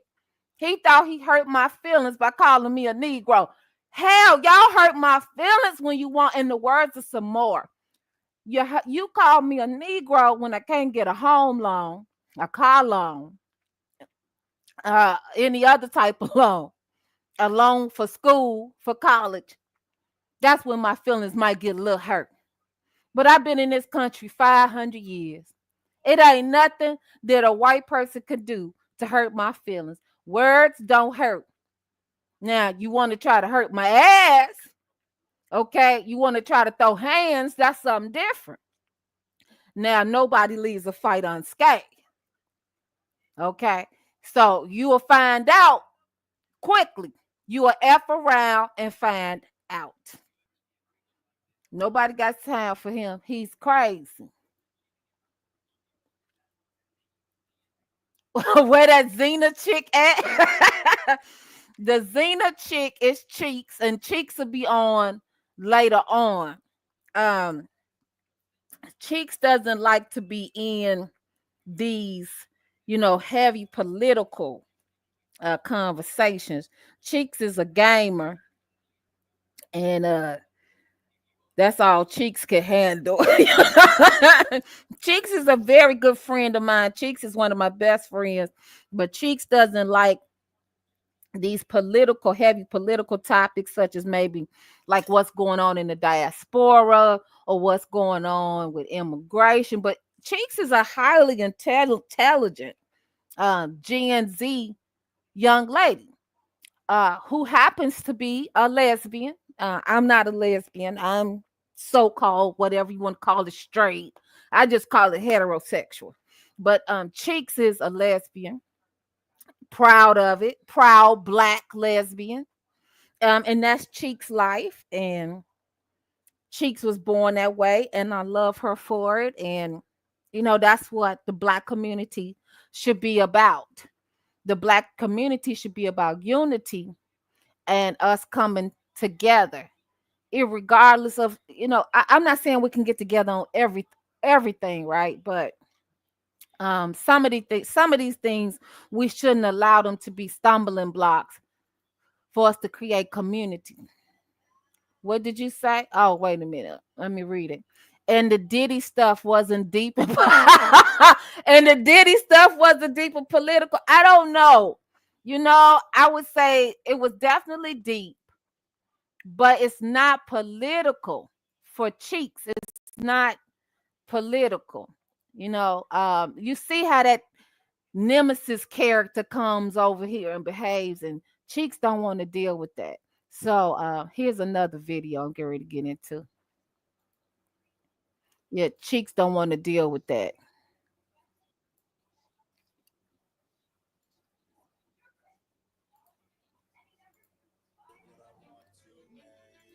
Donald Trump is back in the White House, marking a significant moment in American politics. His victory marks a return to his strong policies, which have always been a cornerstone of his political identity. Trump has a clear vision for America, one that he believes will lead the country to greater heights. He wants major changes, especially on immigration, which has been a hot-button issue for years. Trump wants to limit who can enter the country, focusing on stricter immigration laws and enforcement. He aims to secure the border and reduce illegal immigration, a promise he made during his first campaign. His plans are ambitious and will likely spark debate both in Congress and among the public. But Trump is committed to his vision of a stronger America, undeterred by opposition. Trump's return signals a shift away from the previous administration's policies, aiming for a new direction. He is determined to put his stamp on the country, making significant changes to the current system. His supporters are energized and ready for change, believing in his vision for the future. The world is watching to see how Trump's second term unfolds, with many anticipating major shifts. His actions will have significant consequences both domestically and internationally, shaping the global landscape. Project 2025 is a detailed plan from conservative groups. It outlines a way to shrink the government and change its focus. This plan has become a key guide for Trump's agenda. The project emphasizes reducing regulations and taxes. It aims to empower businesses and limit government intervention. These ideas resonate strongly with Trump's own beliefs. Key figures like Russell Vought and Stephen Miller helped shape Project 2025. They are influential voices in Trump's ear. Their involvement shows the project's impact on Trump's decisions. While Trump doesn't openly advertise Project 2025, his actions speak volumes. His policies closely mirror the project's recommendations. This alignment worries some and excites others as they watch Trump's next moves. Trump is taking aim at the federal workforce. He wants to make it more efficient and accountable. His plan involves reclassifying federal employees, making it easier to dismiss them. Trump believes this will improve performance and reduce government waste. He wants to streamline the system and cut down on bureaucracy. However, these proposed changes are controversial. Federal workers' unions are pushing back. They fear unfair dismissals and a loss of job security. The debate over federal workforce reforms will be heated. Trump is determined to push through his changes, but he faces strong opposition from those who fear the consequences. Section 4. Decentralizing power, a move away from Washington. Trump wants to shift power away from Washington, D.C., aiming to decentralize the federal government. He proposes relocating federal agencies to different parts of the country, spreading their influence more evenly. This move aims to reduce the influence of lobbyists and entrenched interests that have long dominated the Capitol. Trump believes this will break up the concentration of power in the Capitol, making the government more representative. He wants to empower other regions and bring government closer to the people, fostering local engagement. This idea has generated mixed reactions from the public and political analysts alike. Some praise the potential for cost savings and increased efficiency, seeing it as a way to streamline operations. Others criticize it as disruptive and unnecessary, arguing it could lead to confusion and inefficiency. Trump's willingness to challenge the status quo is clear, as he pushes for significant changes. He is not afraid to shake up the traditional power dynamics in Washington, despite the controversy it stirs. The long-term impact of this decentralization push remains to be seen as the nation watches closely. Section 5. A rocky road ahead, opposition and obstacles. Trump faces a difficult path ahead, filled with numerous challenges and uncertainties. Implementing his ambitious agenda will require overcoming significant obstacles, both within and outside the political arena. Opposition from Democrats and even some Republicans could hinder his progress, creating a complex political landscape. Senate confirmations for his cabinet appointments will be crucial, as these key positions are essential for executing his policies. With a slim Republican majority, securing these confirmations may prove challenging, requiring strategic negotiations and alliances. Legal challenges are also anticipated, adding another layer of complexity to his administration's efforts. Trump's policies, particularly on immigration, are likely to face lawsuits, which could stall or block their implementation. Trump's border czar says administration will conduct workplace immigration raids incoming border czar. Tom Homan said Monday that President-elect Trump's administration will crank up workplace raids as part of its broader immigration crackdown. Speaking on Fox and Friends, the former director of Immigration and Customs Enforcement, ICE, said workplace raids would address labor and sex trafficking. Where do we find most victims of sex trafficking and forced labor trafficking at work sites? Homan told Steve Ducey. But advocates say that approach is unlikely to help combat trafficking. Former Immigration and Customs Enforcement Director Tom Homan, who carried out one of the most controversial border policies during Donald Trump's first term, is set to return to the White House. The president-elect announced Homan will serve as border czar, tapped to fulfill Trump's campaign promise of the largest mass deportation in American history. Homan recently spoke with 60 Minutes. I hear a lot of people say, the talk of a mass deportation is racist. It's threatening to the immigrant community. It's not threatening to the immigrant community. It should be threatening to the illegal immigrant community. As ICE director, Homan led the zero tolerance policy that separated parents from their children at the border. The ACLU estimates between 500 and 1,000 families have yet to be reunited. When asked if there's a way to carry out mass deportations without separating families, Homan said this. Of course there's. Families can be deported together. Trump also weighing in on the new Republican-controlled Senate, saying whoever leads it must allow recess appointments. That would give Trump temporary power to fill vacancies without Senate approval. The issue came up in 2014 when the Supreme Court ruled against President Obama's use of recess appointments. He's conflating the traffickers with the people being trafficked, said Heidi Altman, director of federal advocacy at the National Immigration Law Center. Tom Homan is skilled at using public safety rhetoric to justify vicious tactics that tear families apart. Homan, an early proponent of the zero tolerance policy that separated more than 4,000 children from their parents in the first Trump administration, said he will prioritize public safety.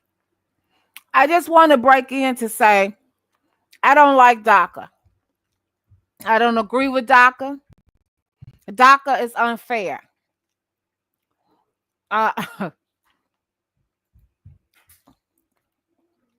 Trump and those boxing gloves tripped me out. You love it. Okay. Thanks, George. I don't like DACA. I attended college with DACA recipients. Part of the problem is that a lot of people who come here from South America, Mestizos, who y'all call Latinos, they're racist or prejudiced, I should say. They're not racist because they don't have any power, but they're prejudiced against Black Americans who built this country, who, if it was not for Black Americans, they would not be able to be here.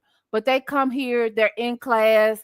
They tell you straight up. I had a girl who was a DACA recipient from Mexico tell me a few years ago that in Mexico, her mom and her grandmother told her to come and marry a white man, not a Mexican man, right? Whatever we think Mexican is, because we had this idea of what Mexican is, but it's more than one race of people in Mexico, but we have a phenotype in our head, right? So it's not the darker complected person that you're thinking of with the black hair. No, they want the blonde-haired, blue-eyed guy from Europe. That's who their grandmother and their mothers tell them to marry. That's what she said straight up. And so anyway, this was gender studies class. So we were reading a Black author. No, because she had a class with my other friend too. And so I think they were reading Their Eyes Was Watching God or something like that. And no, I take that back. I'm all over the place. But anyway, it was a Black author. Excuse me, it was a Black female author. And so this girl from Mexico, she didn't want to read. She didn't want to read anything that was Black. She did not want to read anything from a Black author that was Black. nasty attitude, nasty acting, nasty behavior. I know firsthand how they come here and think that they're better than us, better than Black Americans who built this nation. And someone said to me earlier today when I was getting ready to put this stream together, they said, one thing that Mexicans, Mestizos, South Americans have that Black Americans don't have, ADOS, American descendants of slavery, they have somewhere to go. If they would stay home and fight for their homeland, they wouldn't have to come here through the Rio Grande with one flip-flop on and one flip-flop off. They could stay home and fight the way we had to stay here and fight through the Civil War, through Jim Crow, through the Civil Rights Movement, Part 3 in the 60s, because that was the third one, not the first one. Nemesis, because I'm more educated than you. I know you still somewhere trolling and listening, Nemesis. You want to come challenge my bachelor's degree in U.S. history and a minor in global studies while I work on my master's degree? You don't want to challenge this. You don't want to challenge me. You're jealous, Nemesis, that the descendants of American slavery, I'm a descendant of American enslavement, and I have a higher education than you. You're jealous because you didn't want to see this day come. Because you thought that your whiteness was going to carry you through your life forever. You thought that would be enough while you walked around with mud on the bottom of your feet. But it's not. It was not enough. And as I said to you, because your great-great-granddaddy liked to tip around, I'm not all African, and you're probably not all European. But anyway... Back to the topic at hand, the illegal immigration. It's a problem.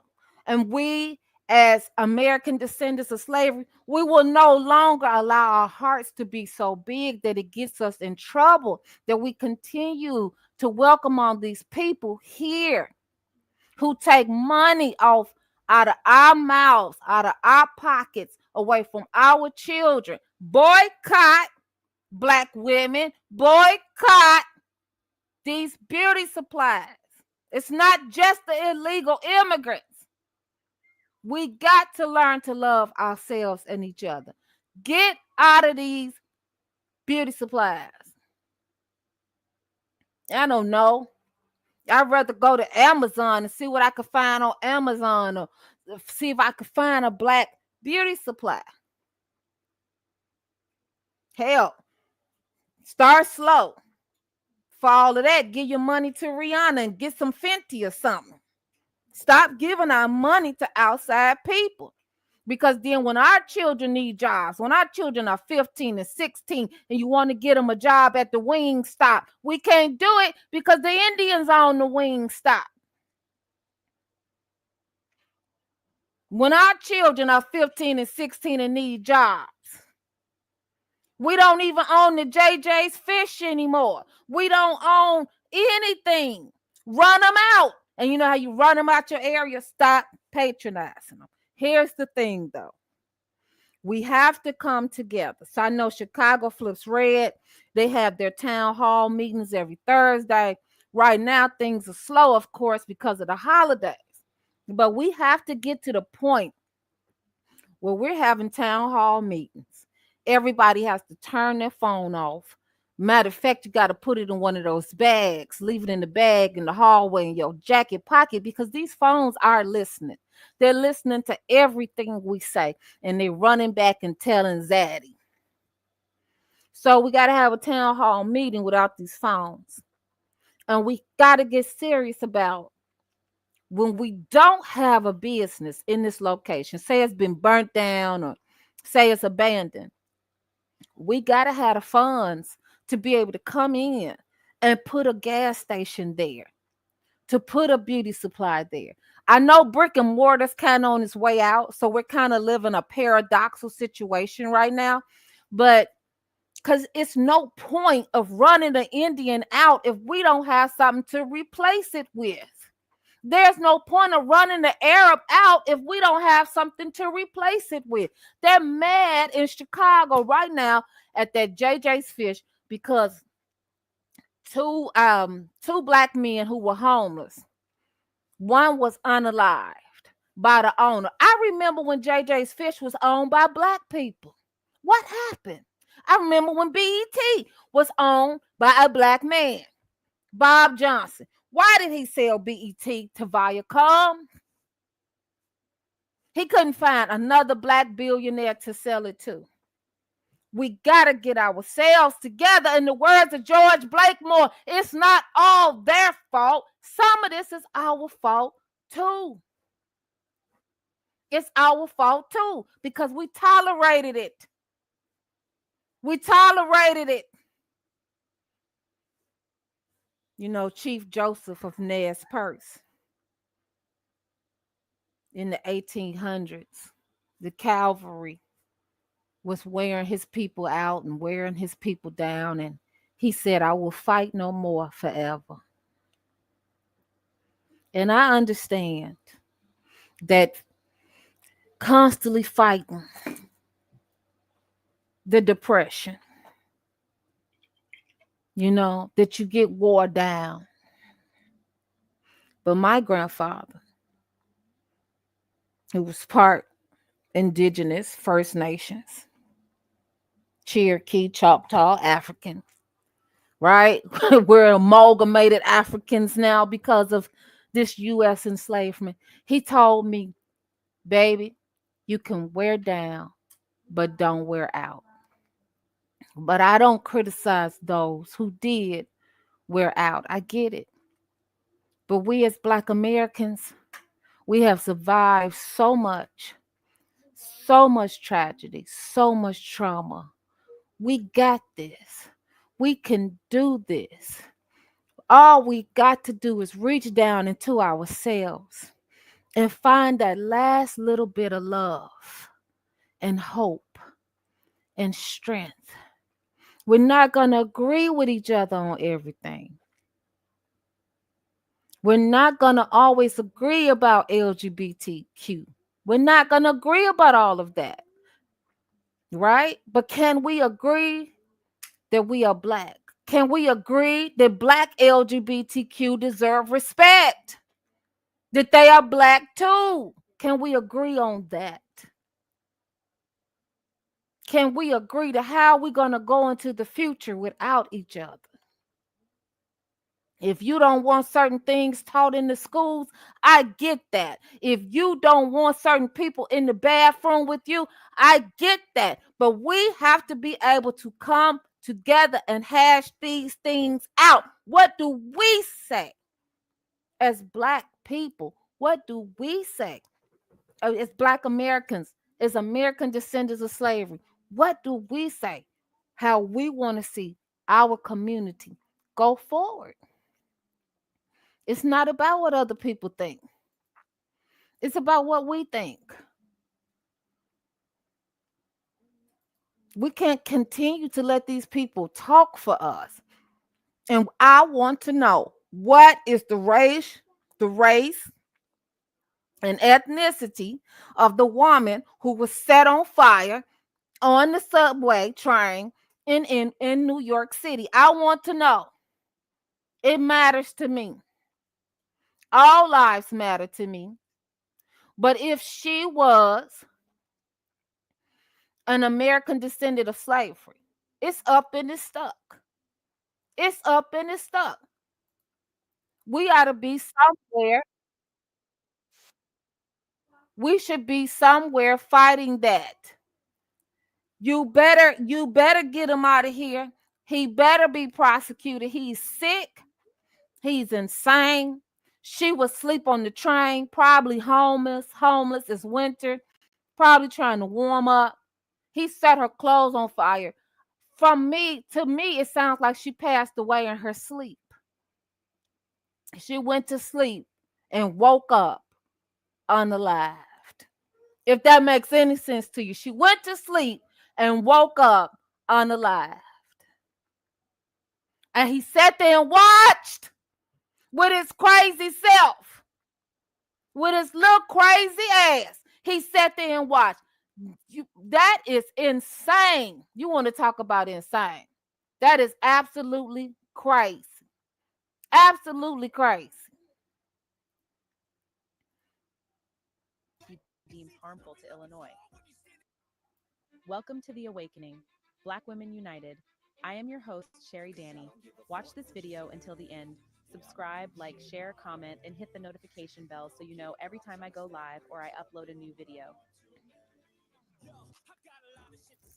Illinois, a state known for its progressive values, is bracing itself for a potential clash with the Trump administration. With a Democratic governor, a Democratic-controlled legislature, and a large immigrant population, Illinois stands as a stark contrast to the policies espoused by President Trump. As Trump embarks on his second term, Illinois Democratic leaders are preparing for a fight to protect their constituents and their state's values. Governor J.B. Pritzker, a vocal critic of Trump, has vowed to use all the tools at his disposal to resist any federal actions he deems harmful to Illinois. He has promised to protect the rights of immigrants, defend access to health care, and uphold environmental regulations. And I'm here today to remind people that no matter the storm that we face, Illinois will always strive to make you welcome and safe and protected. Chaos, retribution, and disarray radiated from the White House the last time Donald Trump occupied it. Perhaps this time may be different. But if it isn't, Illinois will remain a place of stability and competent governance. Through his repeated... Pritzker's stance reflects the deep concern among many Illinoisans about the potential impact of Trump's policies on their lives. Attorney General Kwame Raoul, another staunch opponent of Trump, is assembling a legal team to challenge any federal overreach. Raoul has indicated that he is prepared to file lawsuits and join forces with other states to block Trump's agenda. The battle lines are being drawn, setting the stage for a high-stakes confrontation between Illinois and the federal government. Governor Pritzker has made it clear that protecting the rights of all Illinoisans, particularly immigrants, is a top priority. He has reaffirmed Illinois' status as a sanctuary state, meaning that local law enforcement agencies will not cooperate with federal immigration authorities in most cases. Pritzker has also vowed to fight any attempts to roll back access to abortion or limit LGBTQ rights.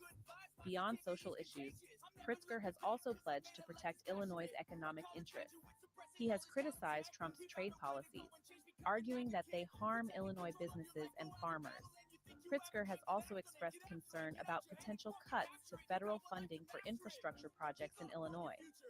Pritzker's stance has earned him praise from progressive activists and Democratic lawmakers, who see him as a bulwark against Trump's agenda. However, his stance has also drawn criticism from Republicans and conservative groups, who accuse him of overstepping his authority and putting Illinois at odds with the federal government. Attorney General Kwame Raoul is not shying away from using the courts to challenge Trump's policies. Raoul... You're right, George Freeman. We can't forget the fact that these people were let loose from the insane asylum. Absolutely. Yes. A former civil rights attorney, has argued that Trump's actions on immigration, healthcare, and the environment violate the Constitution and harm the interests of Illinois residents. He has filed numerous lawsuits against the Trump administration, often in conjunction with other states led by Democratic attorneys general. One of Raoul's primary targets has been Trump's immigration policies. Raoul has challenged the Trump administration's attempts to end the Deferred Action for Childhood Arrivals, or DACA program, which protects young immigrants brought to the United States illegally as children from deportation.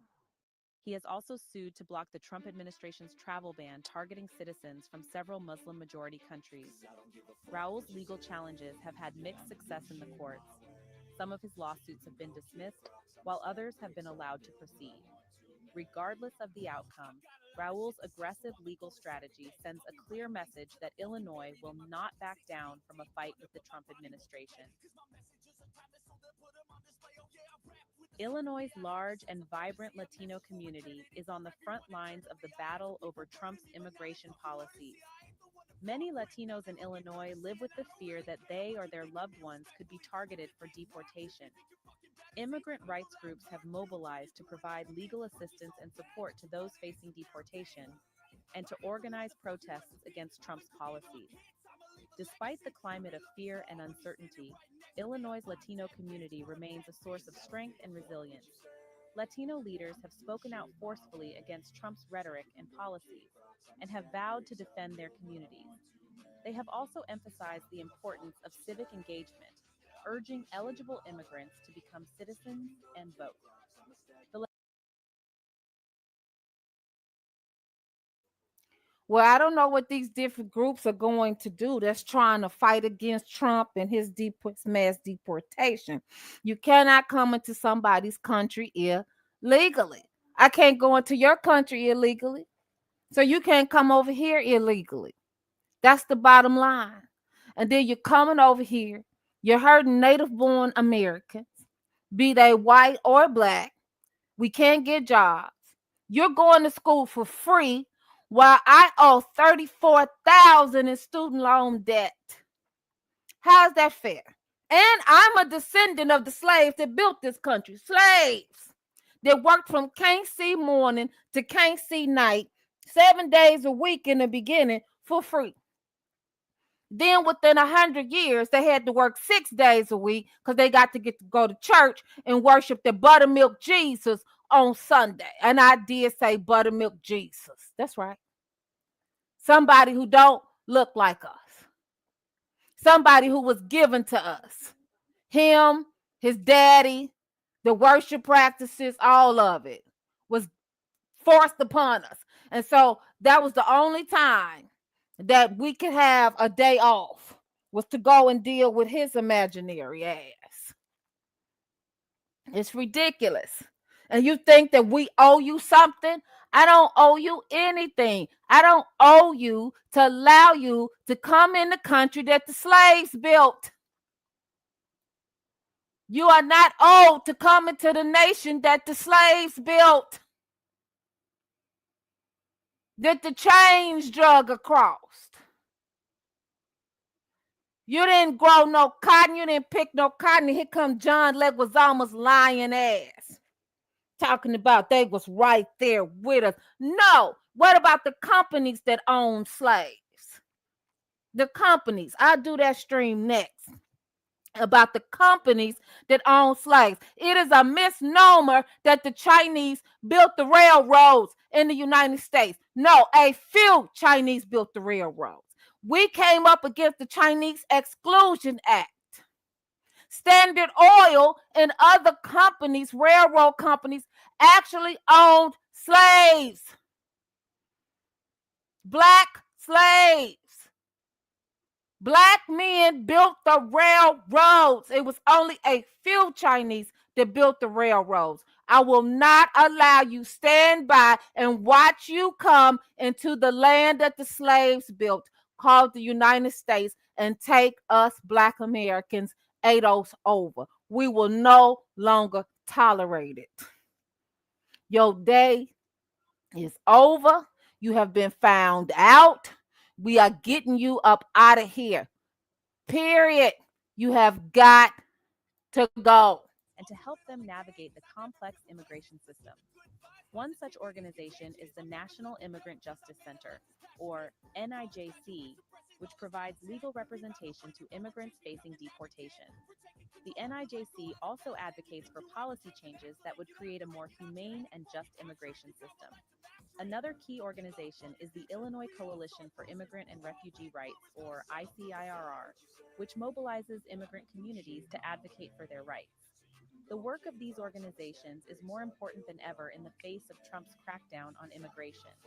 They provide a lifeline to immigrants who are scared, confused, and unsure of where to turn for help. Their advocacy is essential in pushing back against Trump's policies and creating a more welcoming environment for immigrants. Section 6. Republican hopes, capitalizing on shifting demographics. While Democrats are gearing up for a fight with Trump, Illinois Republicans see an opportunity to make gains in the state. They point to Trump's victory in the 2016 presidential election as evidence that Illinois is not as solidly blue as it once was. Illinois is not solidly blue as it once was, and not at all. Chicago Red and Chicago Flips Red has shown that Illinois is not solidly blue. Was it ever? It was Chicago that was blue, and most of the people in the state live in Chicago, live in northern Illinois, and surrounding Chicago suburbs. It's not a lot of people that live in central Illinois and downstate Illinois. So however Chicago went, that's how the state would go. That's why those people they want Chicago to become its own state, which that's not going to happen. But so anyway, George Freeman says, don't forget about that lady in Colorado either. They took over that complex. Yeah, I didn't forget, George, about that complex that they took over in Colorado. It has gotten even worse, but I'm glad you brought that up. They have a family that they tortured. They ripped fingernails off at that complex in Colorado. A whole family. And according to Zoe Lee, she said that there is a war between the Mexicans and the Venezuelans. Now, why are we involved in a war between Mexico and Venezuela inside the United States? You can't make this up. This is crazy. They believe that Trump's message of economic populism and his hardline stance on immigration resonate with some voters in the state, particularly in downstate Illinois. Republicans are also hoping to capitalize on what they see as a growing divide between Chicago, which is overwhelmingly Democratic, and the rest of the state, which is more politically diverse. They believe that they can win over voters in suburban and rural areas who feel left behind by the Democratic Party. However, Republicans face an uphill battle in Illinois. Democrats hold supermajorities in both houses of the state legislature and control all statewide elected offices. To make significant gains, Republicans will need to overcome these structural disadvantages and convince voters that they offer a viable alternative to the Democratic Party. Section 7. A state in flux. The potential impact of Trump's agenda. Trump's presidency has created a great deal of uncertainty. What I would say is for Black Americans to continue to just circle the wagons and come together and, support Chicago Red, Chicago Flips Red, and support those who just don't vote, period. Support the independents.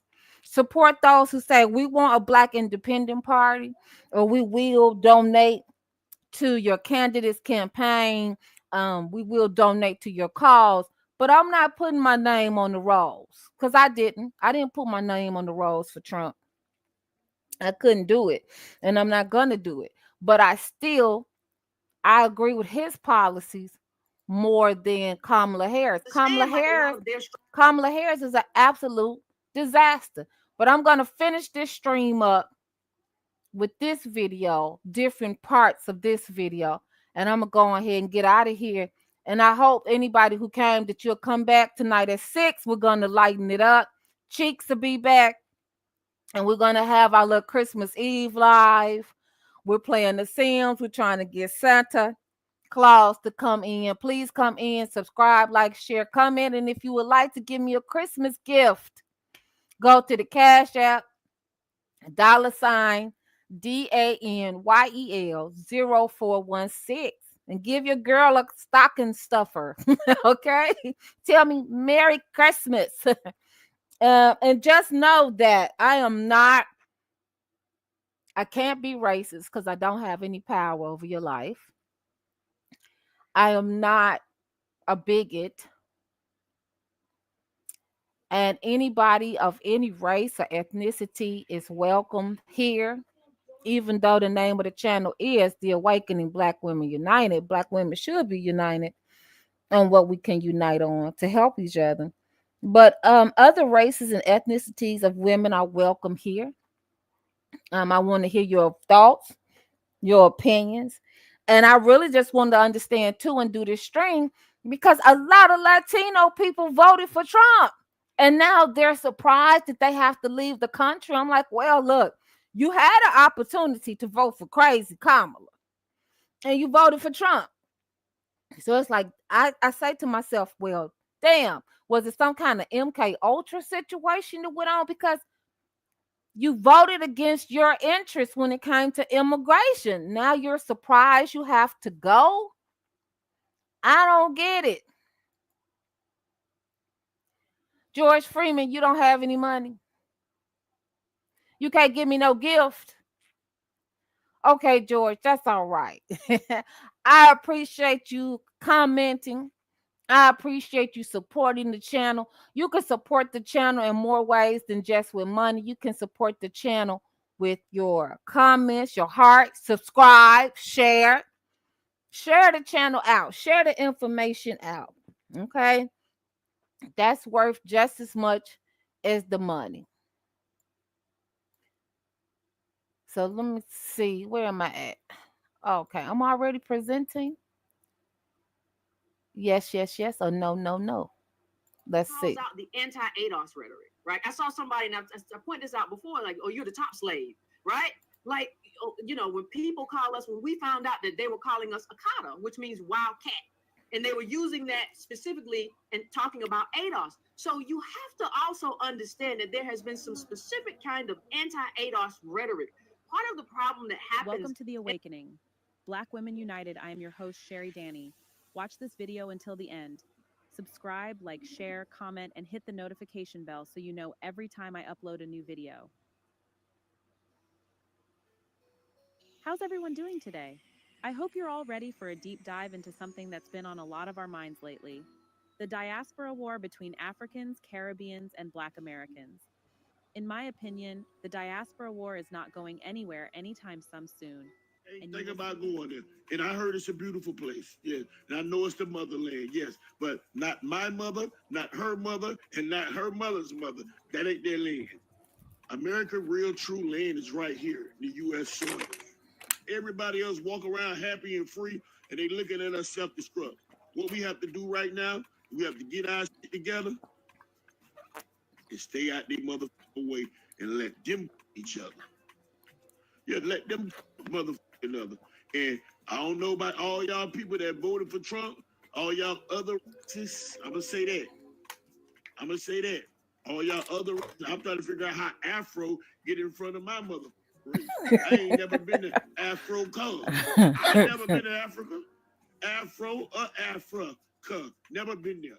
I'm not from Africa. I'm born and raised in Goose, Florida. I'm born in Goose, raised in Liberty City, the Poker Bean Project. I ain't never went to Africa. I ain't thinking about going there. And I heard it's a beautiful place. Yeah. And I know it's the motherland. Yes. But not my mother, not her mother, and not her mother's mother. That ain't their land. America, real true land is right here in the U.S. soil. And you will see what I mean when you see the clips. To me, the diaspora war is about power. The fact that several African nations sold imprisoned and aided Western European nations in the transatlantic slave trade. So what I want everybody to understand is I don't hate anybody. I will reiterate that. Anybody of any ethnicity, you are welcome to hit the link, come on the panel. Here's the thing. I am ADOS for ADOS. Let me say that again. I'm an American descendant of slavery, and I'm for American descendants of slavery. I love myself. I love my children. I love my family. I love my people. I love my ethnicity. I love my roots. I love my sweet potatoes. We know how to cook them right. I love my collard greens with the smoked turkey. Didn't nobody wash them in the bathtub where you put your feet and your butt. That don't mean I hate you, but I'm for me. And you can't have all of our money. We will not sit here any longer and allow you to make us economic slaves. You got to get out of our communities. You've got to go. You've got to go. In the words of Eric May, you've got to stop doing that. You've got to stop. You have got to go. You've got to go.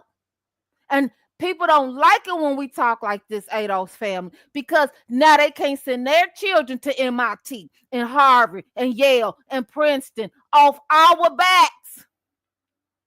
Because we're coming into the gas station buying loose squares. Because we're coming into the gas station buying Black and Miles, cigarillos, right?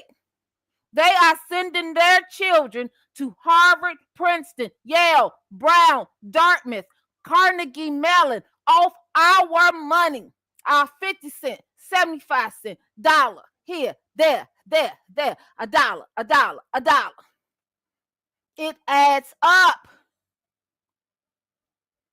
And when we are laying dead in the streets like dogs, or shot in our houses like Breonna Taylor, we can't get a bill through. We can't get legislation passed. Where's our DACA? Where's the DACA for Black Americans? Where's the DACA? Where's the DACA? No, these bitches say I owe them $34,000. $34,000 for my bachelor's degree, and got to go give them some more money. Why this descendant of slaves? I am a descendant of slaves. I didn't get no DACA. You want to talk to me about some goddamn DACA? You out your damn rabbit ass mind. Talk to me about no damn DACA.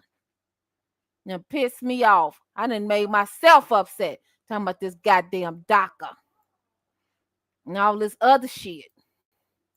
On the topic of slave trade that happened, especially in the west coast of Africa centuries ago, I strongly hold the opinion that continental Africans should pay reparations to descendants of enslaved Africans who now live in the Caribbean, in the Americas, and in Europe. Because the slave trade that happened on the continent was a transaction between the Europeans and the Africans who participated in that atrocious trade. They were doing. Currently, some. Right, stop. They participated. African chiefs participated. They put a plaque on the castles that said, "We, the African chiefs, we're sorry for what we participated in." Right. I don't want to hear this shit about these African chiefs didn't know what they was doing. They was fully aware of what they was doing. And the reason I'm going into this is because it's ADOS. This is not just about Latino immigrants. This is about all immigrants for us. Yeah, you my cousin and all that. You a distant cousin because I'm African, I'm Scottish, I'm French, I'm English, and I'm indigenous Indian. All of that is in me. The Awakening, Black Women United, your host Cheri Dani, all of them people is in me because of the transatlantic slave trade in the United States. We have traced our lineage back. My family has been here as far, we've gotten back so far to 1785. 1785. 1785. Baby, I haven't been an African for a long time. I'm not an African. It's unfair to keep putting that on me. But see, it is a social construct, you bitch nemesis. It's a social construct. The one drop rule. It's scientifically incorrect. So if you got one drop of African blood, that makes you an African. Bullshit. No, it doesn't. Because I got one drop of European blood too. Does that make me a European? No, it doesn't. I'm Black. I identify as Black. I phenotypically present as a Black American, and I'm proud of it. And I have no problems with Africa. And I have no problems with the Caribbean. But it is time for us to delineate. It's time for me to care about me and only me, because I've never had a chance to do that. Who came to heal us? Nobody. Nobody came to heal us economically, emotionally, psychologically. Nobody. We have been raped, sold, kidnapped, trafficked. and we were just supposed to go on. The epigenetic traumas, we were just supposed to go on, and we have done well with all that we've been through for the baby mama, baby daddy. All of that is horrendous. It's atrocious. But what else do you expect the people to do that have been through everything we've been through? The heroin epidemic, the crack epidemic, the gangs, the violence, everything that we've been through. I'm proud of us to still have a moniker of brain cells. Do we need to do better? Yes. Do we have to do better? Yes. Are we going to cease to exist? In 100 years, ADOS will not exist if we don't pull it together right now, today. Get off the Democratic plantation. Leave those Democrats alone. Leave them alone. They don't mean us any good. Black Americans have moved to some African nations and have not received a warm welcome from African governments, and some have been deleted, especially in the Gambia. Currently, America is the most powerful nation on the planet, and Black Americans made it powerful with their ancestors' free labor during slavery sharecropping of Jim Crow and Black entertainment in America. Hip-hop is one of the most popular genres of music in the United States and is a major influence on culture and the economy. Economic impact. Hip-hop contributes over $15 billion to the U.S. economy annually through music sales, merchandise, and concert revenue. Cultural influence. Hip-hop is a major influence on culture, and its popularity has led to more business with Black-owned media. For example, ad spend with top Black-owned radio stations increased 92% in 2022. Streaming hip-hop is one of the most listened to genres on Spotify, with over 400 million users streaming hip-hop in 2023. TV programming. Hip-hop programming on TV is one of the most representative for Black talent on screen, with a Right. Hip-hop is one of the greatest businesses, right? Intellectual properties that come out of the United States.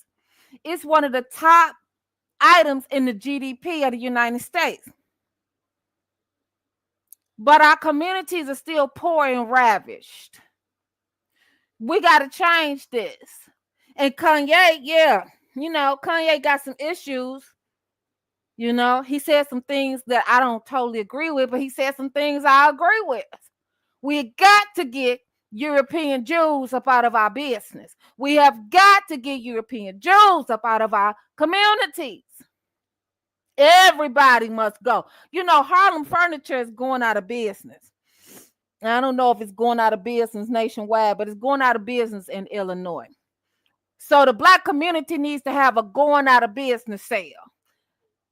It's a fire sale, and everybody must go. The Arabs must go. The Indians must go. The European Jews must go. The Mexicans must go. This is about immigration this string. They all must go. They all have got to go. We got to get ADOS businesses in place. Go talk to Yvette Carnell. See if Yvette Carnell, go to ADOS 101. See if Yvette Carnell has something in place to show ADOS people how to start a business, if she got any crowdfunding, something, so that we can begin from city to city to take back our communities, whether it's Chicago, Gary, Flint. I don't care. They seem like they're doing okay in Atlanta, Compton, South Central LA. They have to go. We're having a fire sale. This immigration is detrimental to the Black woman, the Black American woman, and the Black American man. This immigration is detrimental. And I don't care if you're married or laid up with somebody of the opposite race or ethnicity. Good for you. You found love, or love found you. But don't shrink when you're in white folks' presence. Don't shrink when you're in these other people's presence. You remain a proud Black American. You remain a proud descendant of American enslavement. You can lay up with whomever you want to lay up with, or be married or whatever. Have children with whomever you want to, but don't you shrink. Don't you sit up here and be married to Maria, and then you telling her all her family members get to come through here barefoot with no paperwork. No, that's not how this go. And you got to check Maria out and see if she got her paperwork. Are they going to come get her up out your bed at 3 o'clock in the morning? Tom Holman is on his way here. You might not like it. I don't know. Or if you laid up with Afua from Ghana, they might come get her too. So that's what I'm saying. I don't know. About 2 out of 3 Black viewers. Black Americans are fighting for power, reparations, wealth, employment, and so on, and are not about to allow immigrants, including African and Caribbean distant relative immigrants, stand in their way of getting what the United States owes them. They paved the way for many Black immigrants to come to the U.S., and some within these same groups have joined white Americans against them. We call ourselves African Americans. Why do you think there was that push for us to try to trace back our roots? And Uncle Charles, what's up, Uncle Charles? Do you want to hit the come up on the panel? The link is in the comment box, the comment section here. I'll give you the link again. And you can come up and tell me. You said fire. Come tell me what's so fiery. Huh? Come tell me what's so hot. Let me see. Okay. Do you see it? You see the link? Uncle Charles, come on up. Come tell me what's so hot and steamy. I'm on fire.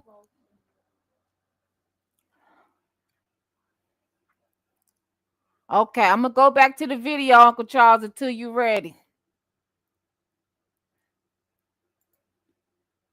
And why do you think that kind of has, in some ways, that's kind of disappeared from what I've seen?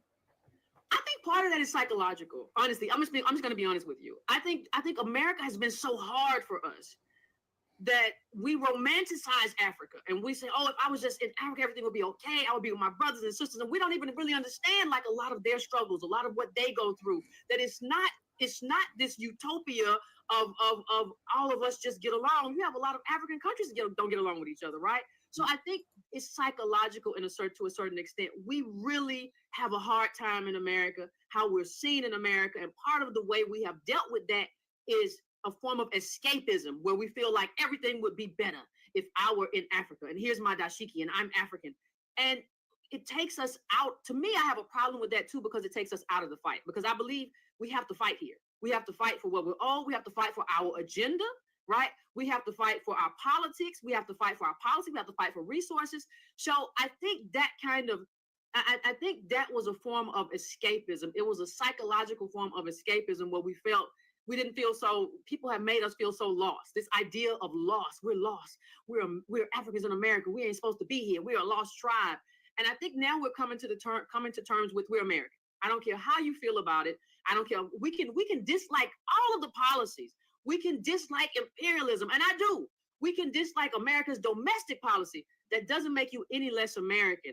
And if you want this country to be better, you have to have a political fight with the people who run this country. And I think we're coming to terms with that. And a lot of people are uncomfortable about that. So that brings me to the point about imperialism. Yes, a lot of people are uncomfortable now that we're saying, you're going to get your boot off my neck, off my back. You will not make me and my ethnicity perpetual slaves, economic slaves in perpetuity. And I would like to say this to the Black world. It's not just ADOS. Can't you see that globally there is a problem? They are trying to make Black a permanent, perpetual economic slave from Africa to the United States to the Caribbean. But I got to fight for me and mine first. And you go fight for you and yours. I like what Ibrahimtratore just did. He just paid back 4.9, I think, billion. And he didn't use any money from the IMF or the World Bank. Let me tell you something else. This United States system of debt. Everybody under the sound of my voice, get out of debt as much as you can. Pay off your credit cards, pay them off one by one, and don't get no more. When you go to get a car, try to put down at least 50% of the cost of the car. That's right, I said 50%. When you go to get a house, try to put down 20%. That's right, I said 20%. Stay and save. Or get something cheaper. Get a little raggedy house and fix it up. It's okay to get a raggedy house. Stop trying to keep up with the Joneses. Who the fuck are these people? We don't know these people called the Joneses. I'm trying to tell you. America was built on debt. Forget that. You'll be dead, and they'll still be calling your relatives when you're dead. Talking about you owe such and such. Well, I would tell them if it was my grandmother they called. Well, your grandmother, I said, well, you need to get it from her. You're gonna have to go out there to Burr Oak Cemetery and get it from my granny. Tell me my grandmother owes some money. You're not gonna get it from me. Because obviously, as you're aware, the war in Gaza is receiving a lot of attention. I've discussed it a lot on this show. These are the kind of wars that leave emotional. I had to speed it up some. I was supposed to get out of here. I was supposed to get out of here 27 minutes ago. Straight up beef between Africans, Caribbeans, and African Americans. It's a complex web of misunderstandings and historical baggage that we need to untangle. It's like that awkward family reunion where everyone's arguing over who makes the best potato salad. But instead of potatoes, it's about history, culture, and who had it worse. Some of it is a misunderstanding. Some of it is not a misunderstanding. As the video says, this is about power. And people are uncomfortable. Other ethnicities, conquest, they are uncomfortable with ADOS people standing up saying, we too want power. Now, some people in the Arab nation, some Palestinian Americans, just some people in general, they're calling ADOS, they're saying that we are the neo-colonizers. We are black supremacists. I like how all of it sound, if that's how you feel about it. Because if that means that my 15-year-old is going to be able to get a job in her community, then call me a colonizer. I don't care what you say. I don't care what you talking about. That don't make no sense. Your 15-year-old Indian that you got on a flight and came over here, they got a job. They got a summer job. They got an internship. But mine, who is a descendant of enslavement, don't have a job, don't have an internship. How's that fair? So yes, this is about power. This is about power. And we as ADOS, we need to be unapologetic about, I too sing power in America. In the words of Langston Hughes, he said, I too sing America. Now, I too sing power. I too sing power. And you're crazy if you think I don't. We want political power. We want economic power. We want social power. And we're going to fight to get it. And anybody don't like it, you better roll with us or you're going to get rolled over. And that's the bottom line. And unfortunately, exploitation. European ships are crisscrossing the Atlantic, not for vacation, but for a horrific business, the transatlantic slave trade. These ships weren't just vessels, they were floating prisons. Millions of Africans were ripped from their homes, shackled, and shipped across the ocean. Families were torn apart, cultures disrupted, and lives forever changed. This forced migration, this horrific chapter in human history, is where our story begins. It's a story of pain, but also of resilience and survival. Africans landed in the Caribbean, toiling on sugar plantations, and in North America, picking cotton under the blazing sun. They were forced into backbreaking labor, day in and day out. Same oppression, different masters, different flavors of colonialism. The Caribbean had its sugar barons, while North America had its cotton kings. The first enslaved Africans arrived in the continental United States in 1526. Now, I'm not saying our experiences were identical. Each region had its own unique set of horrors and challenges. The brutality of slavery varied from place to place. Some faced harsher physical punishments, while others endured psychological torment. But the point is, we were all victims of the same system, a system designed to dehumanize and exploit us. This system was built on the backs of our ancestors, and it's you can talk about when the Irish became white or whatever. A lot of people kind of integrate into this anti-ADOS posture because they want to assimilate into whiteness, and assimilating into that kind of whiteness usually means assimilating into some of the ideas of white supremacy, which means that these people just don't work hard enough, they're lazy, whatever. So we see some of that as well. Now, the tether thing goes to another group. I don't really get involved with that. We didn't make it up. We don't use it. But what I'm saying is that these little spats and fights, they don't always start with us. They, there are people who have decided for a long time that it's their job to define ADOS, that they get to say who we are. If we say, hey, we're American, they get to say, you're African, you're stupid, you don't know, oh, where's your family from? You don't even know where your people come from. Well, my people are here. I can tell you my grandma, my great-grandma, whatever, my people are here. So there are a lot of people online who try to diminish us as well, and that results in all kinds of fights and name calling because it's Twitter. Yeah, that's a really good point. Even for me personally, I've had other groups tell me that I don't have any culture because I'm Black American. There you go. That I have no culture. I don't know my real language. Things like this. And I wonder, where does that come from? Why do these things happen? Like, for example, I live right outside of Boston. Boston, similar to, I would say, New York, people kind of have their own communities. So different immigrant groups have their own communities. And what I have noticed, whether it was New York or Boston, for the most part, I think people think that all of us are like a monolith, and that is not the case. There are certain neighborhoods that you can go to in Boston that are Dominican. There are certain neighborhoods that you go to that are Haitian. There are certain neighborhoods you go to that are Caribbean. But I think people, they just see the skin color and they think we're all aligned together, or we're all in community together, and that's not the case. Where do you think that mindset comes from, that when you come to this country for whatever reason, you're told, these are some of the things that were said to me by friends of mine that immigrated here, is that they were told not to coalesce with Black Americans.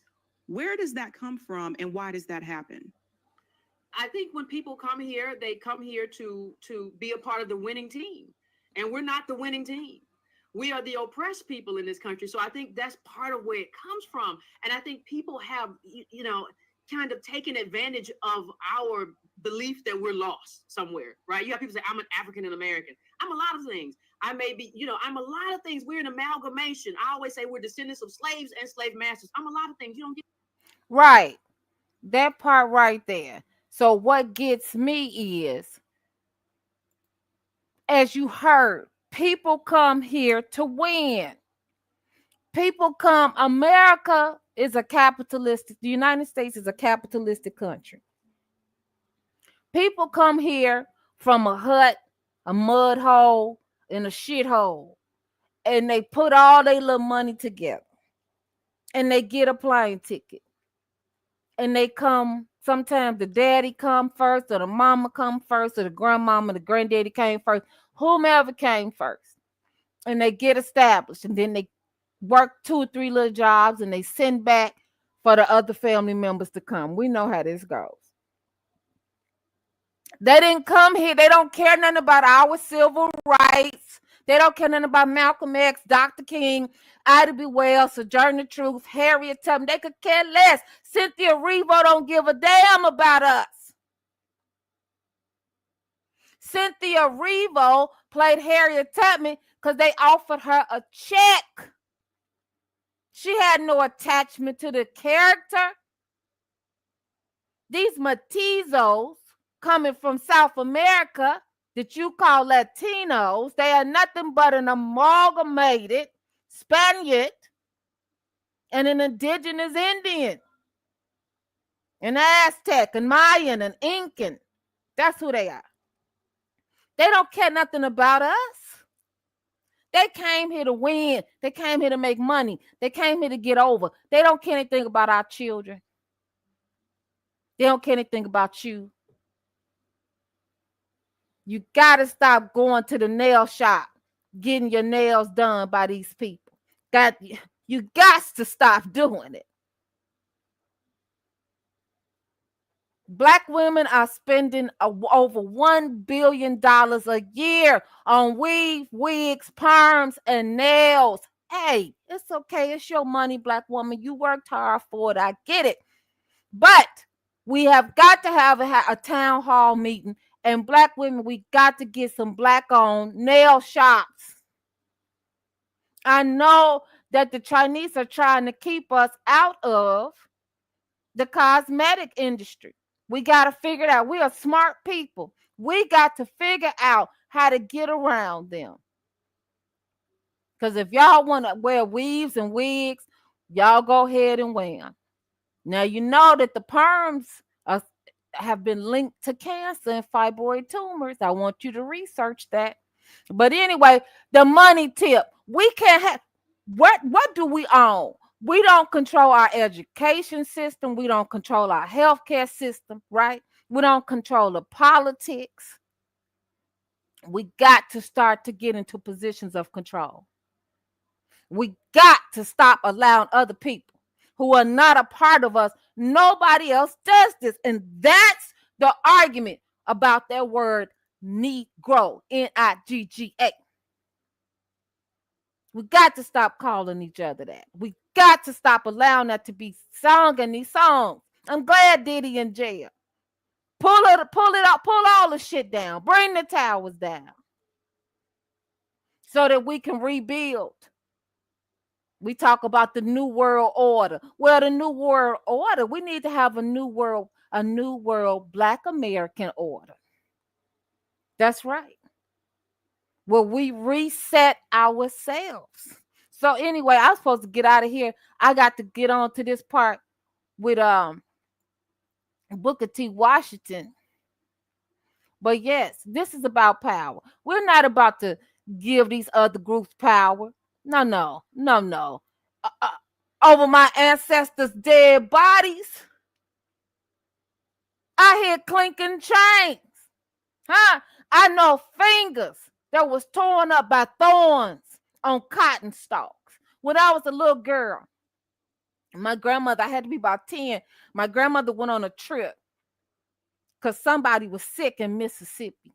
And when she got back, she said, I want to show you something. This is what grandmother used to have to pick. My grandmother was a sharecropper. And she wanted to show us what a cotton stalk looks like. Ain't no way in hell I'm going to let some people that got here 15 seconds ago shit on my grandmother's memory and her work. And how now I got a bachelor's degree. My grandmother had a second grade education according to the census records. And she was ashamed of that. She was ashamed. I am my ancestors' wildest dreams. She was a maid, pulled out of school in second grade, made to pick cotton, a sharecropper. And I'm supposed to care about the DACA? Obama better get out of here. I'm supposed to care about DACA. I don't give a damn about DACA. I care about my grandmother, no slaves and no sharecroppers. I care about myself. I care about my children. I care about your Black ADOS children. I care about everybody in the United States if you come here properly. But when you show you don't care about me and mine, I don't care about you. And we still come first. It is unreasonable for me to believe that I could go to Williamsburg in New York. You know, they have a predominantly European Jewish community. Nobody can live there but Jews. Nobody can come in and out pretty much but Jews. And Jews, they protect the community with assault weapons. Yes, with military style weapons. But when we want to do the same, there's a problem because we can no longer ask for permission. We got to get up and take it. You don't ask your enemy for permission. You know, boss, can I live? Boss, can I breathe? Boss, can I be a human? Boss? No, they're not going to come and give us our humanity back. We got to take it back. I don't need need you to give me my humanity back. I am a human being. I have human sovereignty. I have human rights. And they're not validated by you. You know what? I just turned my back on you. I will stop shopping with you. Fuck your Thanksgiving. Fuck your Christmas. Fuck your New Year's Eve. Fuck it. No, you can't have no more money.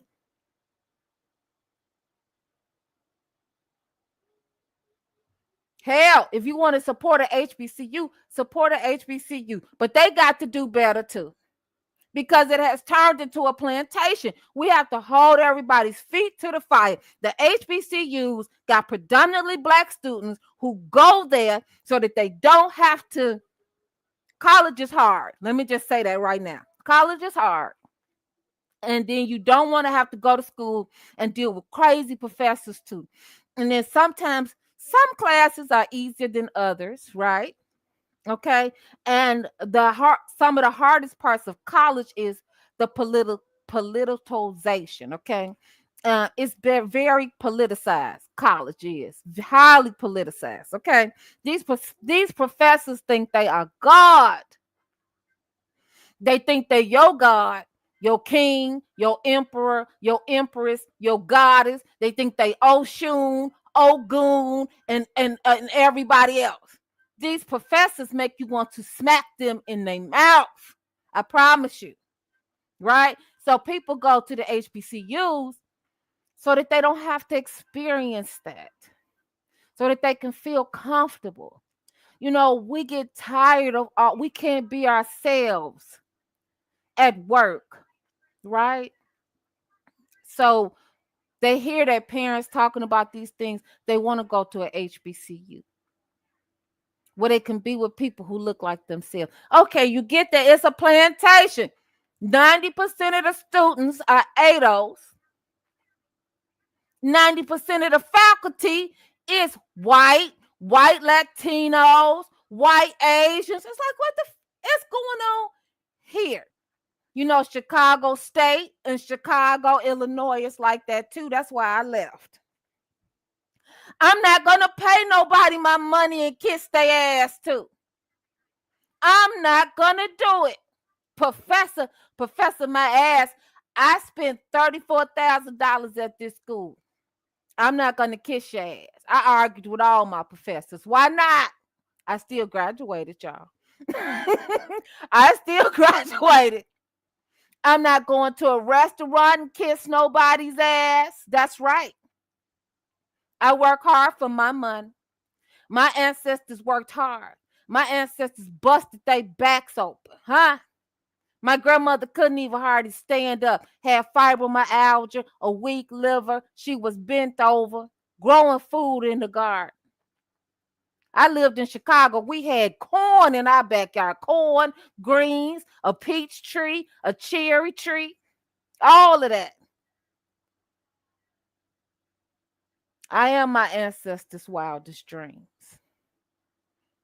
I saw in the census that my grandfather's father, what census was that? I think that was the 1920 census.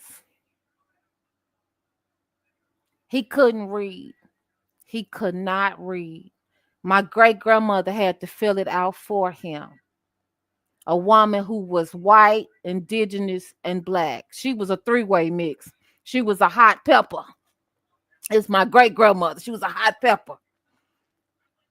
And her husband, my great-grandfather, he could not read. Now, I'm sitting up here getting all these DDs and degrees and PPDs, and that's great. And I'm proud of myself, and I should be proud of that. That's fine. So ain't no way in hell I'm going to sit here and care about DACA. I could give a rat's ass less about DACA. DACA is over. Trump, come get them. Come get them all. You got to go. The slaves were never elevated back to their humanity. And the descendants thereof, we don't have any humanity. Our little black boys in Chicago are killing each other like you swat a fly. What do we have? We got to build ourselves up. We don't have time to be worried about other people. It's just like Harlem Furniture. It's having a fire sale. It's going out of business. And we as ADOS, we got to have a fire sale. Get these motherfuckers the fuck up out of here. Goodbye.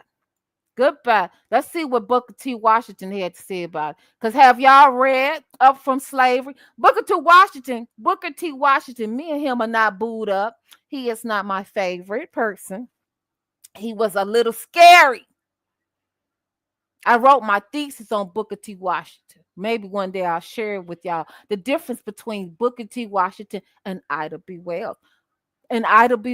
Booker T. Washington was a little scary, but he had some good things to say about this. Listen, immigration. He saw this. He saw that immigration was a problem for the black man and black woman and black children of the United States, American descendants of slavery. He knew that immigration was a problem. The organizers of the exposition viewed Washington as the perfect representative of this new South, given his advocacy of a non-confrontational approach to relations between African Americans and whites and of segregation. Washington has an interest in the negotiations because he wants the Southern planters to employ African Americans and not immigrants. Booker T. Washington, Atlanta Exposition speech in Atlanta, Georgia. Wait a minute. Let me look at some of these comments because I hadn't seen. I don't think she was a black woman. Ken, you don't think who was a black woman? Who? What? Difference is black American males love dating out. Kim, is this their fool nemesis? Is this fool? These other groups of males stick to their own, but black American males love dating out. That's the problem. White Latinos, I don't think they are teaching at HBCUs. White Latinos are teaching at HBCUs because that lady who smacked baby girl a couple of years ago at Winston-Salem, she was a white Latino. September 18th, 1895. So, but I just feel like my main thing was the immigration, the economy, and the global. Go back, research the Atlanta Compromise. It is Booker T. Washington's most famous speech, and he's talking about immigration. So now at the time, the immigrants that he's trying to keep out are probably Irish, some Germans, and he wants the northern planters, he wants the northern investors to invest. This is Reconstruction, okay? So he wants them to invest in the southern planters. The South is trying to rebuild. The North then came and decimated the place, the Civil War. Now they got to rebuild. Booker T. Washington is saying to them, you have labor in the formerly enslaved, but you got to pay them now. You got to give them 5 cents a week. But the northern investors are saying, I don't know. It's too much racial tension in the South. Maybe we should just bring in, Irish, Italians, Germans to do the job. Booker T. Washington is fighting this. He's fighting for black people. He's fighting for ADOS, for black Americans to get these jobs. He's saying they already know the land. They know how to grow the crops. They're Americans. Give the jobs to them. Immigration, Booker T. Washington already knew. Immigration will kill. It is the death of black Americans. Aspect of it. I do as soon feel as like he won, what happened? Calvin, I do feel like there was a lot of anti-immigration that went into how everybody voted. Oh, I got a question about that. And he's right. They're not living anymore. He caused this inflation. I gave him a country with essentially no inflation. It was perfect. It was so good. All he had to do is leave it alone. He destroyed it with his Green New scam and all this money that's being thrown out the window. He caused inflation. As sure as you're sitting there, the fact is that his big kill on the black people is the millions of people that he's allowed to come in through the border. They're taking black jobs now, and it could be 18, it could be 19, and even 20 million people. They're taking black jobs, and they're taking. Oh, I got a question about that. Thank you for bringing What that. don't you like about immigration, my brother? So it's not well, to me, it hinders Black Americans when you have massive immigration and illegal immigration. But with the immigration thing, so with the illegal immigrants, so-called about to get deported or whatnot, for the people that did migrate here the correct way. Because because that's what they do. Immigrants have built this country. No, I know, no, they did and not. like anti-immigration goes way, No, they way did back. not. Black It people goes way built back. this nation. Like even in the 1800s, We was here. 1900s, We was here. they always hated immigrants. They always blamed everything on immigrants. But America has needed immigrants. America is what it is because they keep. Right. This is why there's no unity. That the African diaspora is over. There's no unity. We can be a diaspora as far as we have a thin link of DNA, but it's over. This is now ADOS for ADOS. It is our land. Our ancestors built it, and we must get our fair share. There was $193 million made off the cotton crops alone. That would be the equivalent of over $1 trillion today. $193 million in cotton our ancestors made. Do you know who was the biggest consumer of that cotton that our ancestors grew in Mississippi, in Tennessee, in Georgia, and Alabama? It was Great Britain. Great Britain was the biggest consumer of U.S. cotton. We want our money. Your children will no longer go to Harvard, Princeton, and Yale because I'm buying a pack of Hennessy, right? A fifth of Hennessy, a pack of Newports, and some cigarillos. Oh, no. No. Absolutely not. The African diaspora, it is over. I have listened to Julius Malema. He never bothered me. He was always my brother. I agree with him. He said, I am for Black South Africans first, full stop. I'm for South Africans second in general. I'm for Africans on the continent third. And then I'm for Black people in the diaspora fourth. I'm way in the back. And that's my brother. We cool. I'm cool with him to this day. No problem. That's right. And I am for American descendants of slavery first. Full stop. Unapologetically. I am not here to go fight for Darfur. I am not here to go fight for what's going on in the Congo. Number one, part of your problem in Africa is your leaders are so-called corrupt. You got to go get a handle on your leaders before you expect me, half a world away, to fight for you. If you don't go and do something with those leaders, you better take a page out of Ibrahimtraore's book and go do something with those leaders. Bringing immigrants to this country. And this is. But we're not gonna say immigrants built this country. They did not. They did. They didn't build a damn thing. Immigrants did build this country. Immigrants did build this country because. Let him talk, bro. I don't know you, bro. Like Of course he want to say immigrants built the country because they're immigrants. And at the end of the day, I'm brown, he's black. We're supposed to be a part of the African diaspora. Well, that shit flew out the window. You came over here and disrespected my ancestors. You disrespected me and my children. Boy, you doing good to still be sitting there in a comfortable manner. I don't know why you've been talking to me.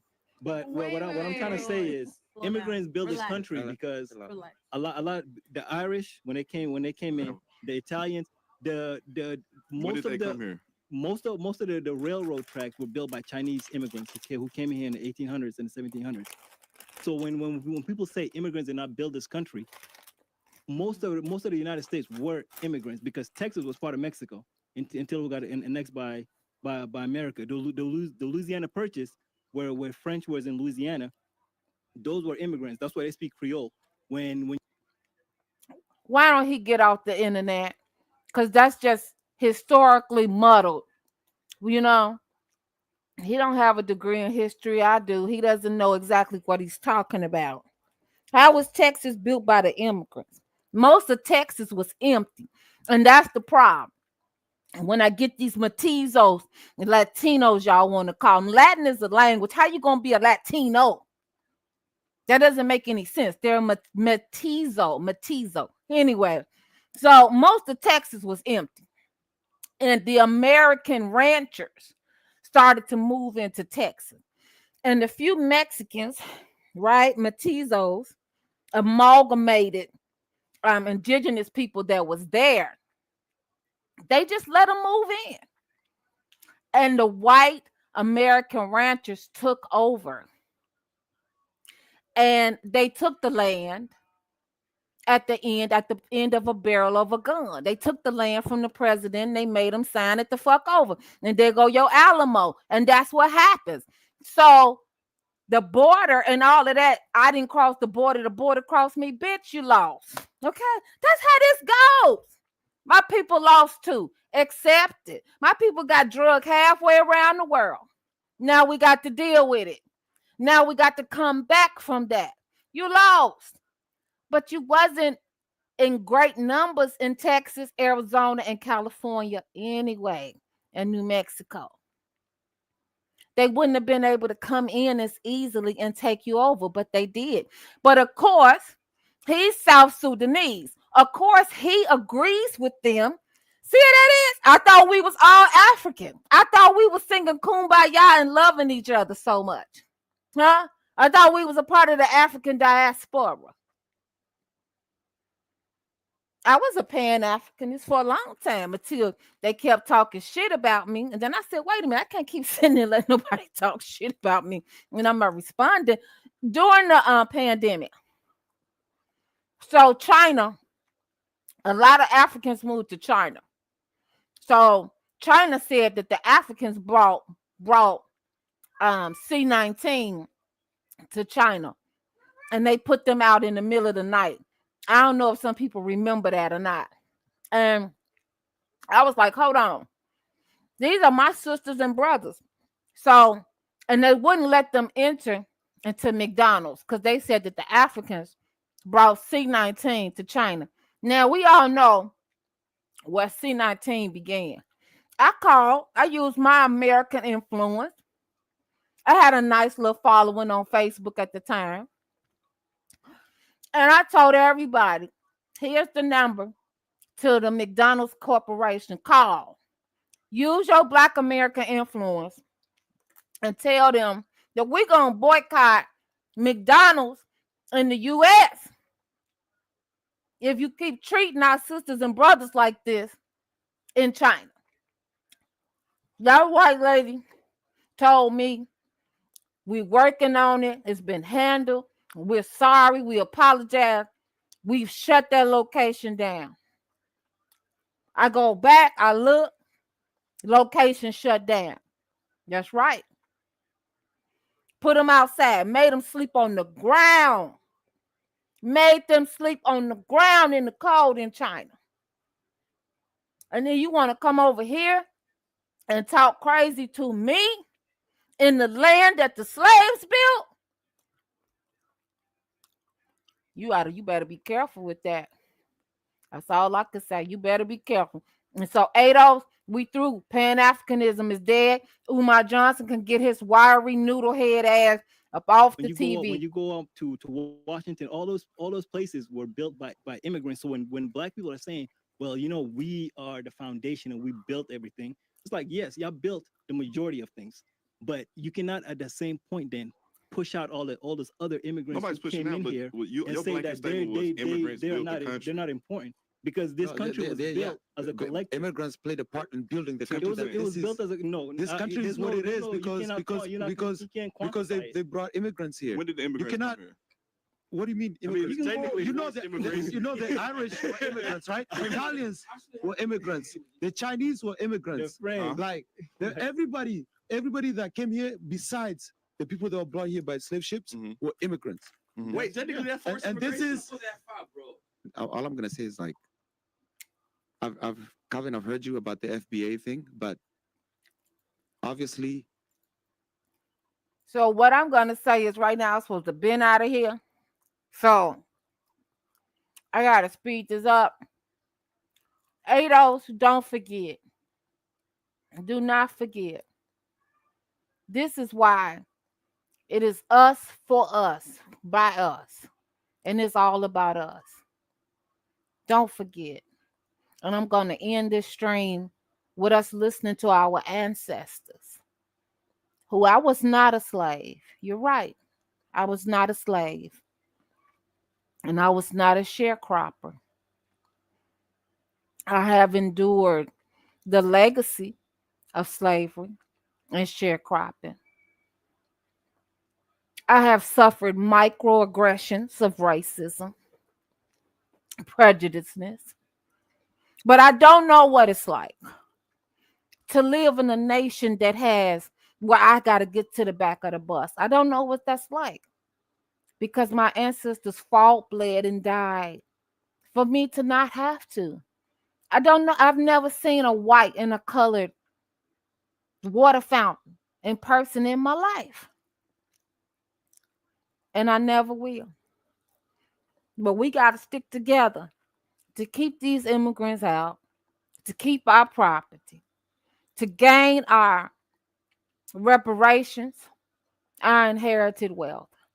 So I'm going to play our ancestors and let them talk on the way out.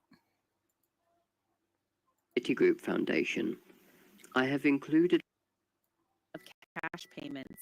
Regardless of how people feel, the United States built its wealth from 500 years of free slave labor, and it owes Black Americans a dose. a folk history of slavery in the United States from interviews with former slaves.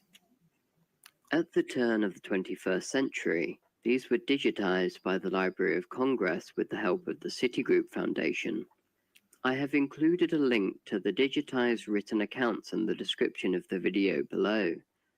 The following is a collection of the recordings of interviews with ex-slaves that were mostly made in the 1930s and 1940s. 1999. My name is Fountain Hughes.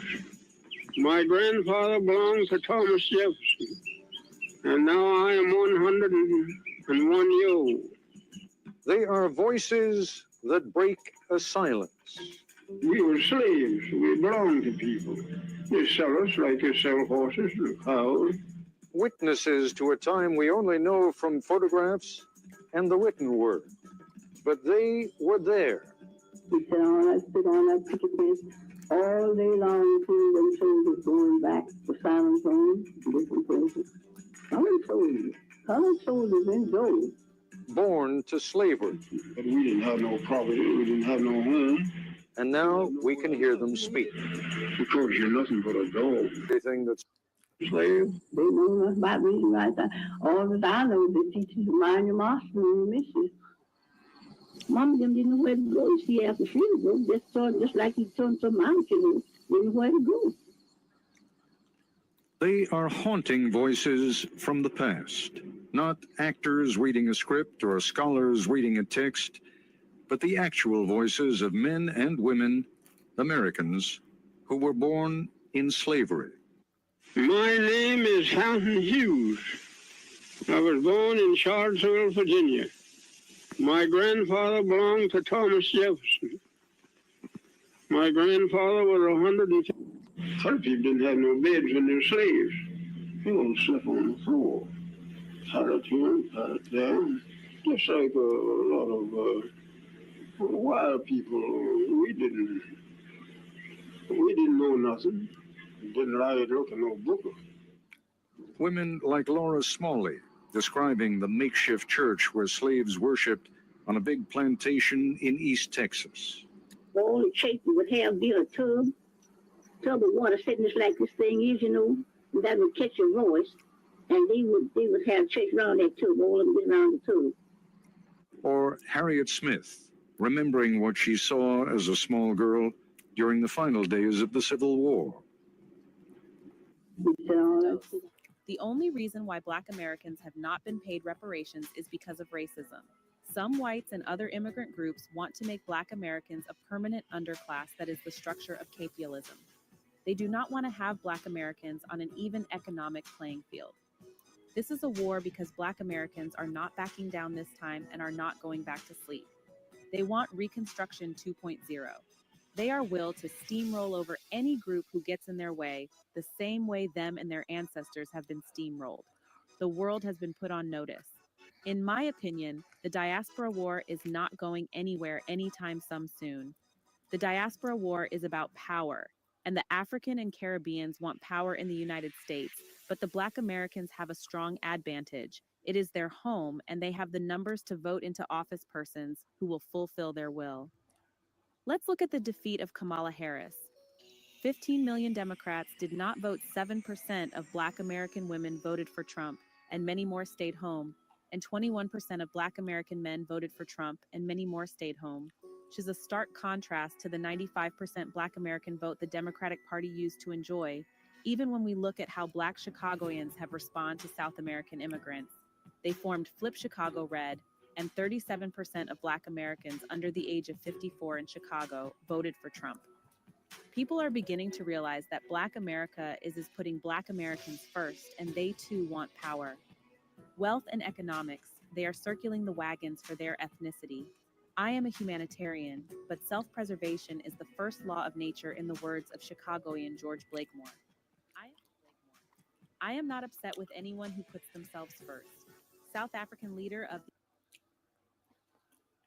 So that's for this stream today on immigration, illegal immigration. We got to get them out. A woman was set on fire on the train in NYC. Like I said, I want to know, what is her ethnicity? If she is a Black American woman, Black American women, we need to unite, come together, and have something to say about this. To President Biden, Vice President Kamala Harris, President Trump, and his new Vice President J.D. Vance. And so this has been The Awakening, Black Women United. I am your host, Cheri Dani, and I am out. The EF Julius Malema says he is for Black South Africans first, then South Africa as a whole, then Africa, then the African diaspora. And I have never been upset with him for saying this. This has been The Awakening, Black Women United. I am your host, Cheri Dani. Subscribe, like, share, comment, and hit the notification bell